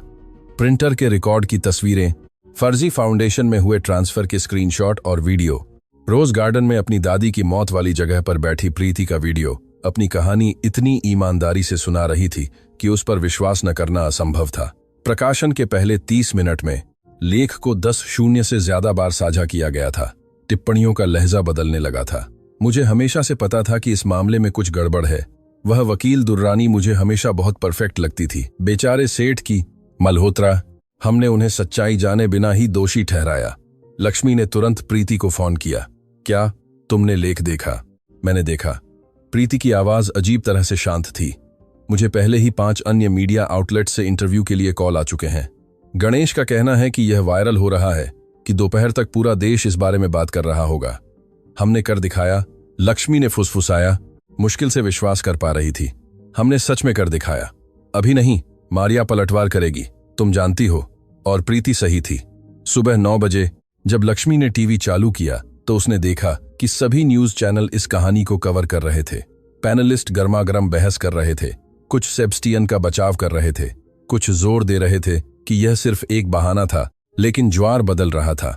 संदेह बोया जा चुका था। फिर ठीक 10 बजे मारिया दुर्रानी ने एक प्रेस कॉन्फ्रेंस बुलाई।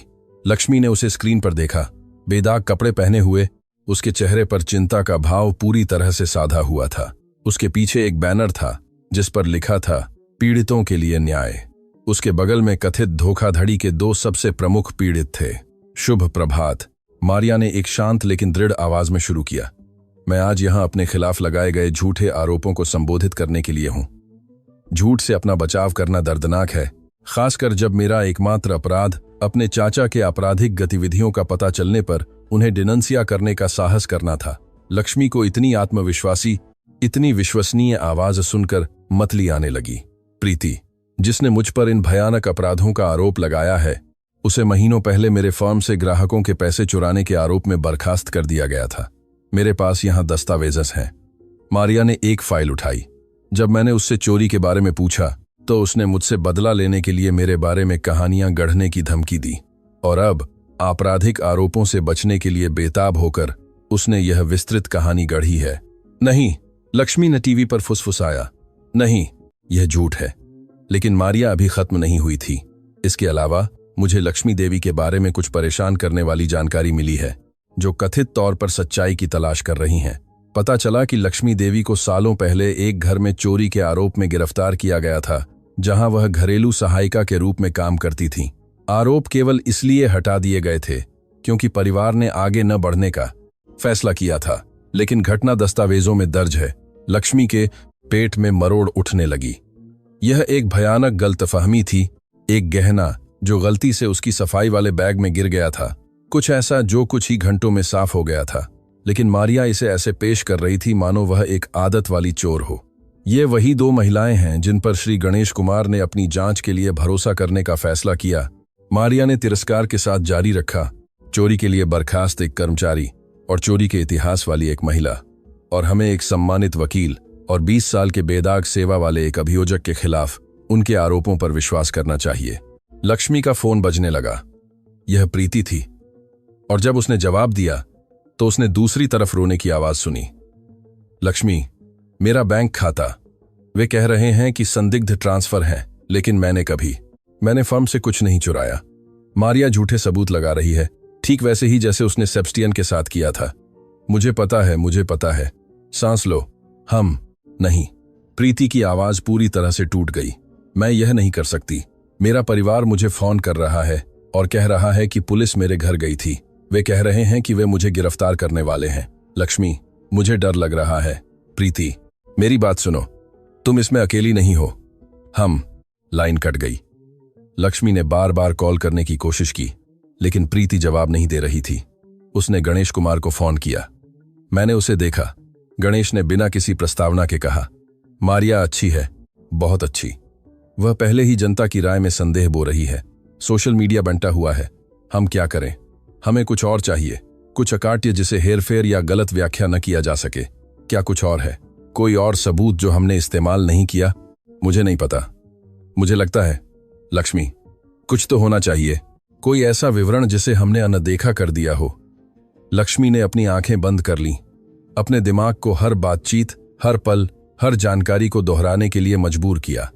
और फिर उसे कुछ याद आया, कुछ ऐसा जिसका रमेश जी ने हल्के में उल्लेख किया था। बैकअप सिस्टम, उसने अचानक कहा। रमेश जी ने उल्लेख किया था कि सेबेस्टियन के पास अपनी सभी फाइलों के लिए एक स्वचालित बैकअप सिस्टम था। किसी भी फाइल में हर बदलाव की सटीक तारीख और समय के साथ दर्ज किया जाता था।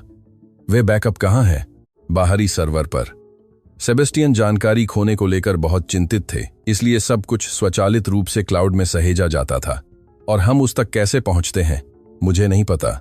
शायद हमें सेबेस्टियन के पासवर्ड की जरूरत होगी, और वह जेल में है जिसके पास पहुंच नहीं है। जेल जाओ, अभी वह जानकारी प्राप्त करो। इस बीच मैं एक सिस्टम विशेषज्ञ से संपर्क करूंगा, ताकि जब हमारे पास पहुंच हो तो वह तैयार हो। लक्ष्मी ने अपना पर्स उठाया और भागती हुई बाहर निकली। जेल तक का सफर अनंत लग रहा था। हर लाल बत्ती एक यातना लग रही थी। जब वह अंततः पहुंची और सेबेस्टियन से मिलने के लिए कहा, तो उसे बताया गया कि वह केवल निर्धारित समय पर ही उससे मिल सकती है, कि उसे शाम तक इंतजार करना होगा। कृपया, लक्ष्मी ने गार्ड से विनती की।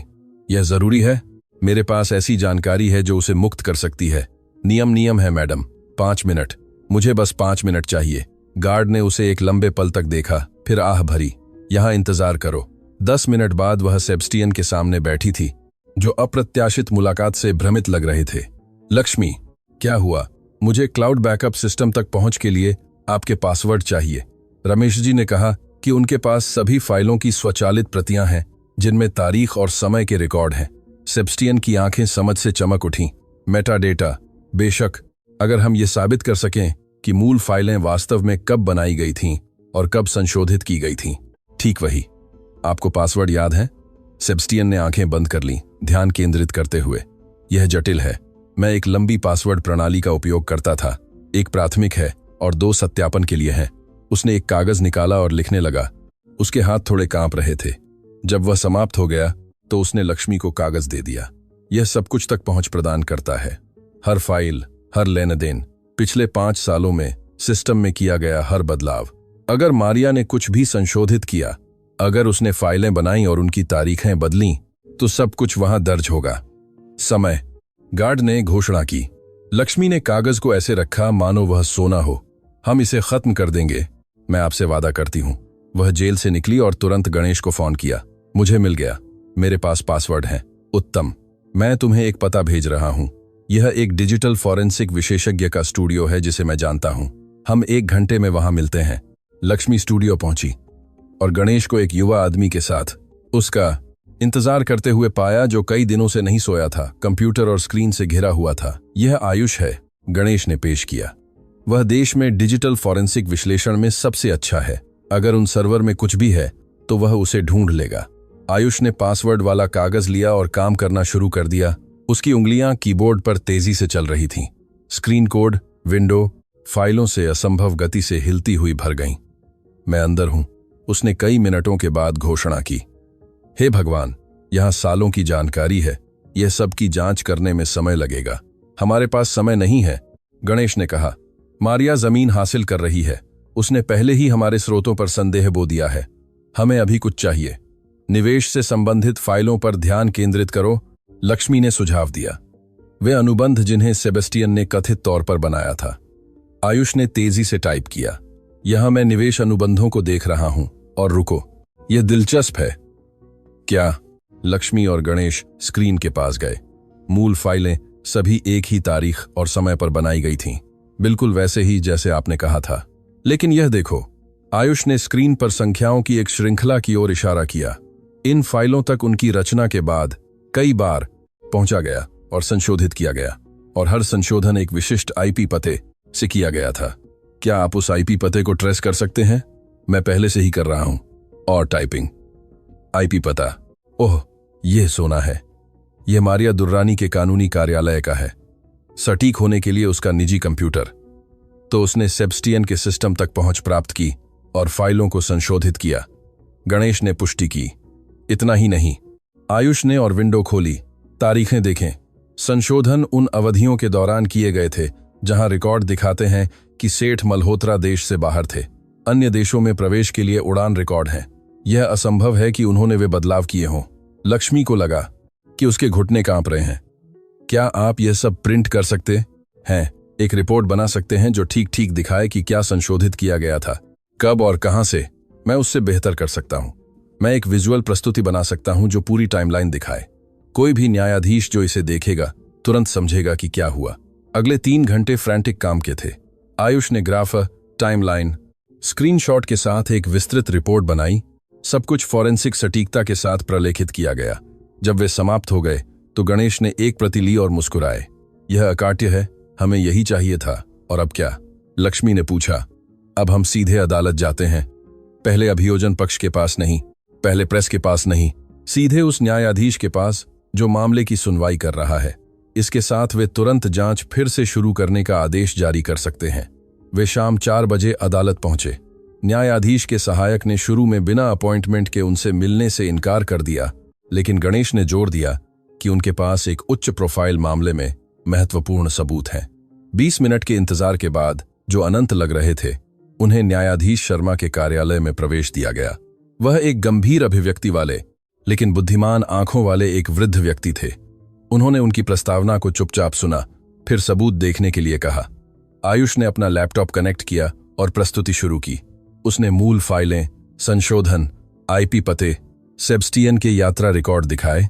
सब कुछ पूर्ण स्पष्टता के साथ प्रस्तुत किया गया। न्यायाधीश ने पूरी प्रस्तुति के दौरान एक शब्द भी नहीं कहा। जब वह समाप्त हो गया तो वह अपनी कुर्सी पर पीछे झुक गए और अपना चश्मा उतार दिया। यह असाधारण है, उन्होंने अंततः कहा।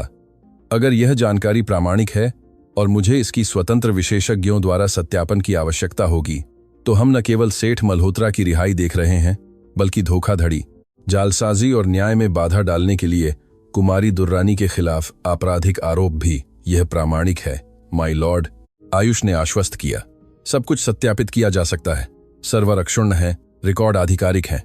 इस स्तर पर मेटाडेटा को जाली बनाने का कोई तरीका नहीं है। मैं इसकी जांच होने तक सेठ मल्होत्रा के अभियोजन को निलंबित करने का तत्काल आदेश जारी करूंगा। मैं यह भी अनुरोध करूंगा कि कुमारी दुर्रानी को पूछताछ के लिए बुलाया जाए, और मैं अभियोजक राकेश के खिलाफ औपचारिक जांच का अनुरोध करूंगा। लक्ष्मी को ऐसा लगा मानो वह राहत के आंसू रो सकती है। लेकिन उसने खुद को रोक लिया। कुछ और है माय लॉर्ड, गणेश ने कहा। इस महिला को सार्वजनिक रूप से बदनाम किया गया है। उसकी बेटी ने अपनी नौकरी खो दी है, उसकी प्रतिष्ठा नष्ट हो गई है। क्या कुछ किया जा सकता है? न्यायाधीश ने दयालु अभिव्यक्ति से लक्ष्मी की ओर देखा। एक बार जब मेरा आदेश जारी हो जाता है तो मैं एक सार्वजनिक बयान दूंगा जिसमें यह बताया जाएगा कि नए सबूत सामने आए हैं। मैं आपको जो नुकसान हुआ है उसे ठीक नहीं कर सकता लक्ष्मी देवी, लेकिन मैं आपका नाम बहाल करने की प्रक्रिया शुरू कर सकता हूं। जब वे अदालत से बाहर निकले तो सूरज ढलना शुरू हो गया था। लक्ष्मी सीढ़ियों पर रुक गई, हफ्तों में पहली बार गहरी सांस ली। आपने कर दिखाया, गणेश ने धीरे से कहा। सभी बाधाओं के खिलाफ आपने कर दिखाया, हमने कर दिखाया। लक्ष्मी ने ठीक किया, हम सभी ने कर दिखाया। उसका फोन बजा। यह एक अज्ञात नंबर था। जब उसने जवाब दिया तो उसने दूसरी तरफ रोने की आवाज सुनी। लक्ष्मी, यह प्रीति थी। मैंने अभी अभी खबरें देखीं। वे कह रहे हैं कि न्यायाधीश ने मामले को निलंबित कर दिया है, कि नए सबूत हैं। यह सच है, यह सच है। सब कुछ ठीक हो जाएगा। क्या है? वे है बैसलिंग समय, मैं आपसे वादा करती हूं। लेकिन लक्ष्मी को यह नहीं पता था कि उसी क्षण मारिया दुर्रानी अपने कार्यालय में बैठी थी, वही खबरें देख रही थी और एक ऐसा फैसला ले रही थी जो फिर से सब कुछ बदल देगा। क्योंकि जब शक्तिशाली गिरते हैं तो वे चुपचाप नहीं गिरते। और मारिया दुर्रानी ने अभी लड़ाई खत्म नहीं की थी। न्यायाधीश शर्मा का आदेश शहर पर बिजली की तरह गिरा। अगली सुबह तक सभी न्यूज चैनल वही खबर प्रसारित कर रहे थे, ऐसे शीर्षकों के साथ जो कुछ ही दिन पहले असंभव लगते थे। मल्होत्रा मामला, न्यायाधीश ने जाली सबूतों के कारण अभियोजन निलंबित किया। वकील मारिया दुर्रानी पर बड़े पैमाने पर धोखाधड़ी की जांच। लक्ष्मी उस रात नहीं सोई। वह नहीं सो सकती थी।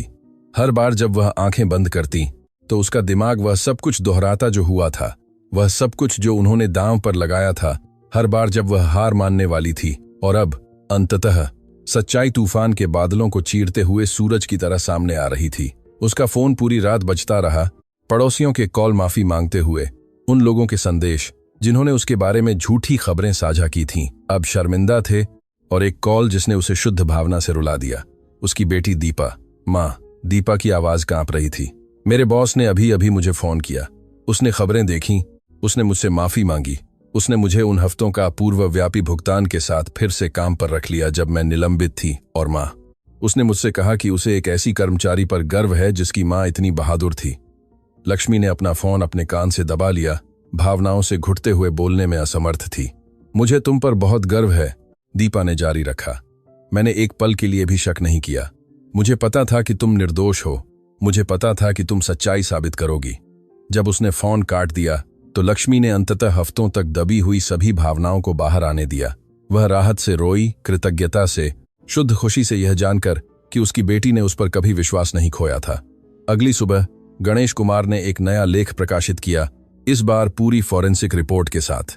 छवियों ने अकाट्य स्पष्टता के साथ दिखाया कि मारिया ने सेबस्टियन के सिस्टम तक कैसे पहुंच प्राप्त की थी, उसने फाइलों को कैसे संशोधित किया था, उसने झूठ का एक इतना विस्तृत जाल कैसे बनाया था जिसने सभी को धोखा दिया था। सोशल मीडिया पर हंगामा मच गया। यह राष्ट्रीय ट्रेंड बन गया। लोग जो कुछ दिन पहले सेबस्टियन की निंदा कर रहे थे, अब उसकी तत्काल रिहाई की मांग कर रहे थे।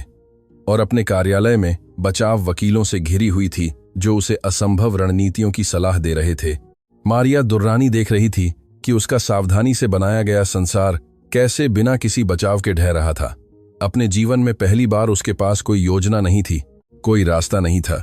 वह हार गई थी। कुछ दिनों बाद वह पल आया जिसका लक्ष्मी अपनी आत्मा के हर रेशे से इंतजार कर रही थी। सेबस्टियन मल्होत्रा की रिहाई का आदेश संसाधित किया गया और दोपहर 2 बजे उत्तरी प्रांतीय जेल के दरवाजे खुल गए। लक्ष्मी, प्रीति, गणेश, रमेश जी और आश्चर्यजनक रूप से धोखाधड़ी के दर्जनों पीड़ितों के साथ बाहर इंतजार कर रही थी, जिसमें अम्मा जी भी शामिल थीं, जिन्होंने अपनी उम्र और कमजोर स्वास्थ्य के बावजूद मौजूद रहने पर जोर दिया था। जब सेबस्टियन बाहर आए, थके हुए लेकिन आंखों में नई आशा से चमकते हुए, तो भीड़ पर सन्नाटा छा गया। वह धीरे धीरे समूह की ओर चले, मानो उन्हें विश्वास न हो कि वे वास्तव में आजाद थे, कि बुरा सपना आखिरकार खत्म हो गया था। सेठ मल्होत्रा, अम्मा जी अपनी लाठी के सहारे आगे बढ़ीं। सभी ने अपनी सांसें रोक लीं, याद करते हुए कि उन्होंने गिरफ्तारी के दिन उनका कैसे सामना किया था। सेबस्टियन उनके सामने रुक गए, जो कुछ भी आ सकता था उसके लिए खुद को तैयार करते हुए। मैं आपसे माफी मांगना चाहती हूँ, अम्मा जी ने भावना से टूटी हुई आवाज में कहा। मैंने आपको दोषी ठहराया, मैंने आपकी निंदा की, मैंने आपको भयानक बातें चिल्लाईं जब आप निर्दोष थे, जब आप भी एक पीड़ित थे। अम्मा जी, सेबस्टियन ने उनके हाथों को धीरे से थामा। आपको माफी मांगने की कोई जरूरत नहीं है। आपने सब कुछ खो दिया। आपको क्रोधित होने का पूरा अधिकार था, लेकिन आप पर नहीं। यह कभी आप पर नहीं होना चाहिए था। अम्मा जी के थता नहीं है। झुर्रियों वाले गालों से आंसू आजादी से बह रहे थे। मेरे बाबूजी हमेशा मुझसे कहते थे कि किसी किताब को उसके कवर से कभी मत आंखो, कि निंदा करने से पहले हमेशा सच्चाई का पता लगाओ। और मैं भूल गई। मुझे बहुत अफसोस है।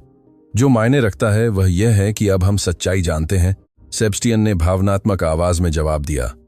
और हम यह सुनिश्चित करेंगे कि आपको वह सब कुछ वापस मिले जो आपने खोया है।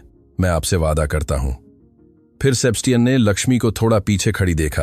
आंखों में भावना की चमक के साथ दृश्य को देखते हुए वह धीरे धीरे उसके पास गए और एक पल के लिए वे बस एक दूसरे को देखते रहे। दो लोग जो एक साथ नरक से गुजरे थे और दूसरी तरफ से बाहर आए थे। मेरे पास आपको धन्यवाद कहने के लिए शब्द नहीं है, सेबस्टियन ने अंततः कहा। आपने सब कुछ दांव पर लगाया, अपनी प्रतिष्ठा, अपनी सुरक्षा, अपने परिवार की शांति, सब कुछ मेरे लिए। यह सिर्फ आपके लिए नहीं था, लक्ष्मी ने धीरे से जवाब दिया। यह सच्चाई के लिए था। यह उन सभी परिवारों के लिए था जो न्याय के हकदार थे। यह इसलिए था क्योंकि किसी को खड़ा होना था और लड़ना था जब बाकी सभी ने हार मान ली थी। सेबस्टियन ने अपनी बाहें फैलाईं और लक्ष्मी ने उस आलिंगन की अनुमति दी जिसे वह हफ्तों से रोके हुए थी। यह अनुचित नहीं था। यह बस दो इंसान थे जो एक साथ तूफान से बचे थे। यह जश्न मनाते हुए कि वे आखिरकार सुरक्षित जमीन पर पहुंच गए थे। अगले कुछ हफ्तों में कानूनी गतिविधियों का एक बवंडर आया। अभियोजक राकेश को औपचारिक रूप से आरोप लगाए जाने से पहले इस्तीफा दे दिया गया, हालांकि उनके कार्यों की जांच जारी रही। मारिया दुर्रानी को गिरफ्तार किया गया और उन पर बड़े पैमाने पर धोखाधड़ी, दस्तावेजों की जालसाजी, न्याय में बाधा डालने और आरोपों की एक सूची के लिए आरोप लगाए गए, जिन्हें पूरी तरह से संसाधित होने में महीनों लगेंगे। लेकिन सबसे महत्वपूर्ण बात यह थी कि चोरी किए गए पैसे का क्या हुआ। फॉरेंसिक विशेषज्ञों ने हर हस्तांतरण, धन की हर गतिविधि का पता लगाया। मारिया दुर्रानी चैरिटेबल फाउंडेशन को फ्रीज कर दिया गया, उसके खाते जब्त कर लिए गए और एक विशेष सुनवाई में न्यायाधीश ने आदेश दिया कि सभी फंड मूल पीड़ितों को वापस कर दिए जाएं। जिस सुबह धन वापसी शुरू हुई, लक्ष्मी अम्मा जी को बैंक ले गई। बूढ़ी महिला कांपते हाथों से चेक पकड़े हुए थी। उसे ऐसे देख रही थी मानो उसे विश्वास ही न हो कि वह असली था। यह सब है, उसने टूटी हुई आवाज में फुसफुसाया। यह सब मैंने खोया था। मेरे बाबूजी ने अपना पूरा जीवन बचाने के लिए जो एक एक पैसा कमाया था, और अब आप इसका इस्तेमाल वैसे ही कर सकती हैं जैसा वह चाहते थे। लक्ष्मी ने बूढ़ी महिला के कंधे को धीरे से दबाते हुए कहा, आप गरिमा के साथ जी सकती हैं। आप वह बुढ़ापा पा सकती हैं जिसके आप हकदार हैं। क्या आप जानते हैं कि मैं सबसे पहले क्या करूंगी? अम्मा जी ने एक ऐसी मुस्कान के साथ पूछा जिसने उनके थके हुए चेहरे को पूरी तरह से बदल दिया। मैं एक छोटा सा अपार्टमेंट किराए पर लूंगी, कुछ भी आलीशान नहीं, बस एक अपनी जगह जहां मैं बिना यह डर के जाग सकूं कि मुझसे जाने के लिए कहा जाएगा। एक ऐसी जगह जहां मैं अपने बाबूजी की तस्वीरें लटका सकूं और शांति से उन्हें याद कर सकूं। उस दोपहर अम्मा जी ने एक सुरक्षित पड़ोस में एक साधारण लेकिन गरिमापूर्ण अपार्टमेंट का किराया अनुबंध पर हस्ताक्षर किए, और जब लक्ष्मी ने उन्हें उनकी कुछ ही चीजों के साथ रहने में मदद की तो बूढ़ी महिला ने अपनी नई रसोई में एक ऐसी खुशी के साथ चाय बनाई जो उसने महीनों से नहीं दिखाई थी। मेरे बाबूजी खुश होते, उसने अपने नए घर की खिड़की से देखते हुए कहा। वह हमेशा कहते थे कि न्याय में देर होती है लेकिन आता जरूर है। काश वह यह देखने के लिए जीवित होते कि वह कितने सही थे। इस बीच प्रीति को मारिया द्वारा लगाए गए सभी झूठे आरोपों से पूरी तरह से बरी कर दिया गया। इतना ही नहीं, गवाही देने की उसकी बहादुरी ने उसे एक प्रशंसित सार्वजनिक शख्सियत बना दिया।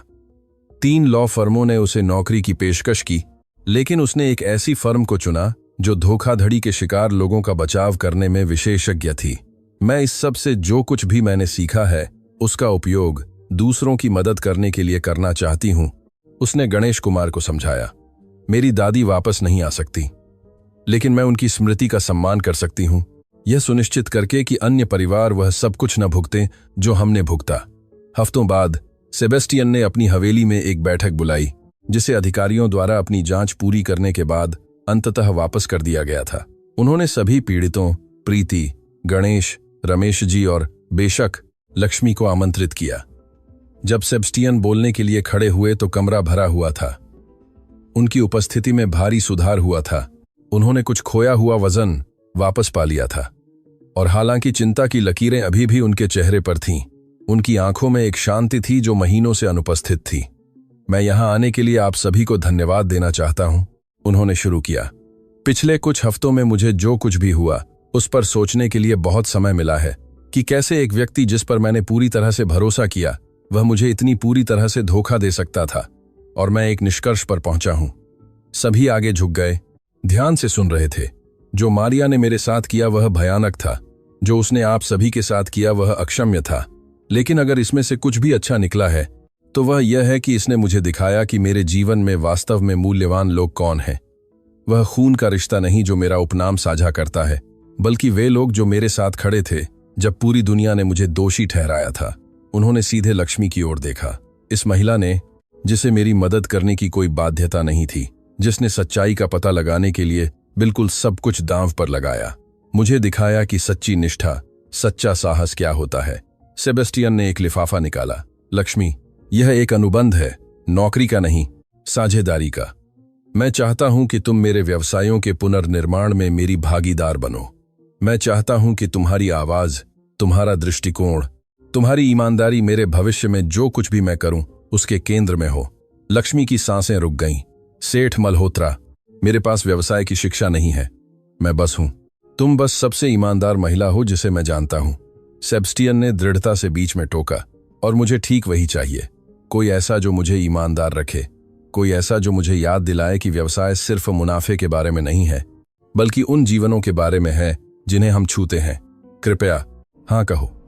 कांपते हाथों से लक्ष्मी ने लिफाफा स्वीकार किया, न तो पैसे या उस स्थिति के लिए जो यह दर्शाता था, बल्कि इसलिए कि यह कुछ गहरा दर्शाता था। यह पहचान कि किसी व्यक्ति का मूल्य उसके पद या शिक्षा में नहीं है, बल्कि उसके चरित्र में है। कुछ और है, सेबेस्टियन ने जारी रखा। मैंने एक फाउंडेशन बनाने का फैसला किया है, एक वास्तविक फाउंडेशन। इस बार इसका नाम आशा की किरण फाउंडेशन होगा। इसका एक उद्देश्य होगा उन परिवारों की मदद करना जो वित्तीय धोखाधड़ी के शिकार हुए हैं। यह मुफ्त कानूनी सलाह देगा, यह निर्वाह व्यय में मदद करेगा, और सबसे महत्वपूर्ण बात, यह उन कानूनों को बदलने के लिए लड़ेगा जो मारिया जैसे लोगों को इतने लंबे समय तक बचने की अनुमति देते हैं। रमेश जी, जिन्होंने अपनी वर्कशॉप खो दी थी, खड़े हो गए। सेठ मल्होत्रा, हम में से कई लोग इस फाउंडेशन में योगदान करना चाहते हैं। नहीं, सेबेस्टियन ने सिर हिलाया। आप पहले ही पर्याप्त पीड़ित हो चुके हैं। फाउंडेशन पूरी तरह से मेरे द्वारा वित्त पोषित होगा। मुझे जो चाहिए वह यह है कि आप अपनी कहानियां साझा करें, कि आप सार्वजनिक रूप से उस बारे में बात करें जो आपने अनुभव किया, क्योंकि आपकी आवाजें ही कानूनों को बदलेंगी। अम्मा जी धीरे धीरे खड़ी हुईं, अपनी लाठी के सहारे। मैं ऐसा करूंगी। मैं अपनी कहानी उतनी बार सुनाऊंगी जितनी बार जरूरत होगी, ताकि किसी और बूढ़ी महिला को आश्रय में न सोना पड़े क्योंकि उसने गलत व्यक्ति पर भरोसा किया। कमरे में तालियों की गड़गड़ाहट गूंज उठी। अगले महीने न्याय अपने शुद्धतम रूप में लाया। मारिया दुर्रानी को 15 साल जेल की सजा सुनाई गई। मुकदमे में जब उसे बोलने का अवसर दिया गया तो उसने अंततः अपनी प्रेरणा का खुलासा किया।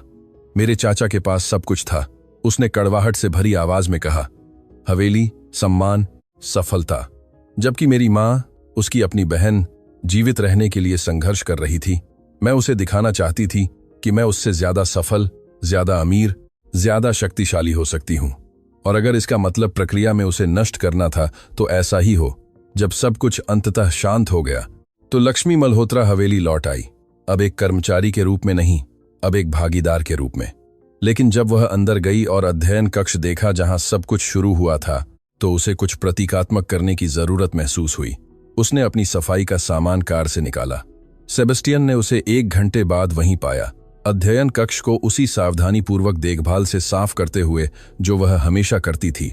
लक्ष्मी, तुम्हें अब ऐसा करने की जरूरत नहीं है, मुझे पता है, उसने मुस्कुराते हुए जवाब दिया। लेकिन मैं इसे आखिरी बार करना चाहती हूं ताकि मुझे याद रहे कि मैं कहां से आई हूं। ताकि मुझे याद रहे कि ईमानदार काम में कोई शर्म नहीं है, ताकि मुझे याद रहे कि सच्ची गरिमा उपाधियों से नहीं आती बल्कि सही काम करने से आती है जब कोई नहीं देख रहा होता। सेबस्टियन ने एक कपड़ा उठाया और उसकी मदद करने लगे। उन्होंने चुपचाप एक साथ काम किया, न केवल धूल को साफ किया बल्कि प्रतीकात्मक रूप से सभी झूठों को साफ किया, सभी धोखे, सभी दर्द। जब वे समाप्त हो गए तो वे साफ और चमकदार अध्ययन कक्ष को देखते रहे। क्या आप जानते हैं कि इस पूरी कहानी में सबसे अविश्वसनीय बात क्या है?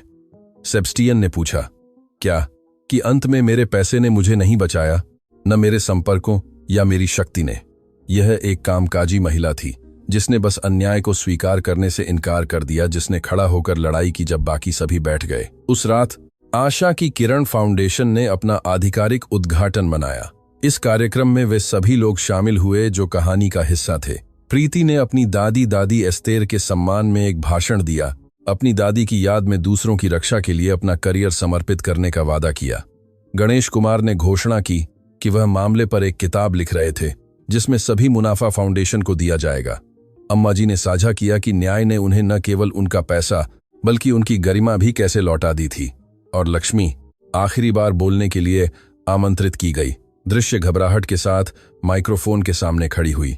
वह सार्वजनिक रूप से बोलने की आदी नहीं थी, लेकिन जब उसने शुरू किया तो उसकी आवाज स्पष्ट और दृढ़ थी। हफ्तों तक दुनिया ने मुझे सिर्फ एक घरेलू सहायिका के रूप में देखा, कुछ ने मुझे एक आपराधिक साजिशकर्ता के रूप में देखा, लेकिन मैं चाहती हूं कि आप समझें कि मैं कभी इनमें से कोई भी नहीं थी। मैं बस एक ऐसी महिला थी जो सही और गलत के बीच का अंतर जानती थी और जिसने तय किया कि वह अन्याय देखकर चुप नहीं रह सकती। उसने एक पल का विराम लिया, सभी उपस्थित लोगों की ओर देखा। बहुत से लोग मुझसे पूछते हैं कि मुझे आगे बढ़ने का साहस किसने दिया जब सब कुछ खोया हुआ लग रहा था, और जवाब सरल है, आप में से हर पीड़ित जो न्याय का हकदार था। आपने मुझे साहस दिया, आपने मुझे याद दिलाया कि लड़ाई क्यों लायक थी। अगर मैंने इस सब से कुछ भी सीखा है, लक्ष्मी ने जारी रखा, तो वह यह है कि वास्तविक बदलाव शक्तिशाली लोगों से नहीं आता। यह साधारण लोगों से आता है जो अन्याय को स्वीकार करने से इनकार करते हैं, जो कांपते हुए भी खड़े होते हैं, जो बोलते हैं भले ही उनकी आवाज टूट जाए, क्योंकि अंत में वे साधारण आवाजें ही सच्चाई का असाधारण कोरस बनाती हैं। तालियों की गड़गड़ाहट बाहरी थी। जब कार्यक्रम समाप्त हुआ और सभी जाने लगे तो सेबस्टियन ने लक्ष्मी को बालकनी पर खड़ा पाया, शहर की रोशनी को देखते हुए। आप क्या सोच रही हैं? उसने पूछा। पूरे सफर के बारे में, उस पहली रात की बारिश के बारे में जब मुझे सम्मन मिला था, जेल के बारे में जहां मैंने आपको तबाह देखा था, आश्रय के बारे में जहां मैंने अम्मा जी के दुख को जाना था, हर पल के बारे में जहां मैं लगभग हार मान चुकी थी लेकिन आगे बढ़ती रही। क्या आप जानती हैं कि आपको वास्तव में आगे किसने बढ़ाया? सेबस्टियन ने पूछा। यह निश्चितता कि सच्चाई मायने रखती है, कि न्याय मायने रखता है, कि जब एक अच्छा व्यक्ति अन्याय भुगतता है तो हम सभी भुगतते हैं, और जब हम उस व्यक्ति के लिए खड़े होते हैं तो हम सभी ऊपर उठते हैं। बालकनी के पर्दे को हल्की हवा हिला रही थी। वे वहां आरामदायक चुप्पी में खड़े थे, दो आत्माएं जो एक साथ आग से गुजरी थीं और न केवल अक्षुण्ण बल्कि रूपांतरित होकर उभरी थीं। और शहर में कहीं एक साधारण अपार्टमेंट में अम्मा जी अपने बिस्तर पर अपने घर में सोने की तैयारी कर रही थीं। लाइट बंद करने से पहले उन्होंने अपनी दिवंगत बाबूजी की तस्वीर को रात की मेज पर देखा। हमने कर दिखाया मेरे प्यार, उसने फुसफुसाया। न्याय आ गया, ठीक वैसे ही जैसे आपने हमेशा कहा था कि आएगा। और शहर के दूसरे हिस्से में प्रीति धोखाधड़ी के मामलों की फाइलों का अध्ययन कर रही थी, अपने नए काम की तैयारी कर रही थी, पीड़ितों का बचाव कर रही थी, अपने हर मामले से अपनी दादी की स्मृति का सम्मान कर रही थी। और सत्यवाणी के कार्यालयों में गणेश कुमार अपनी किताब के आखिरी शब्द टाइप कर रहे थे। एक ऐसी कहानी जो अच्छी तरह से जांची गई सच्चाई की शक्ति के बारे में पत्रकारों को प्रेरित करेगी। लहरें फैल रही थीं, जीवन बदल रहे थे, सच्चाई प्रबल हो रही थी। और इस सबके बीच लक्ष्मी देवी, घरेलू सहायिका जो अटूट ईमानदारी का प्रतीक बन गई थीं, नई आशा के साथ भविष्य की ओर देख रही थीं, यह जानते हुए कि उन्होंने दुनिया को जितना पाया था उससे थोड़ा बेहतर छोड़ा था। क्योंकि अंत में हम में से कोई भी बस यही करने की आकांक्षा कर सकता है। जब यह मुश्किल हो तो सच्चाई के लिए खड़े होना, जब यह असंभव लगे तो न्याय के लिए लड़ना, और याद रखना कि किसी व्यक्ति का चरित्र उसके पद या धन से नहीं मापा जाता, बल्कि उससे मापा जाता है जो वह तब करता है जब कोई नहीं देख रहा होता। और यही किसी भी अन्य चीज से ज्यादा वह पाठ था जो लक्ष्मी देवी ने दुनिया को सिखाया था।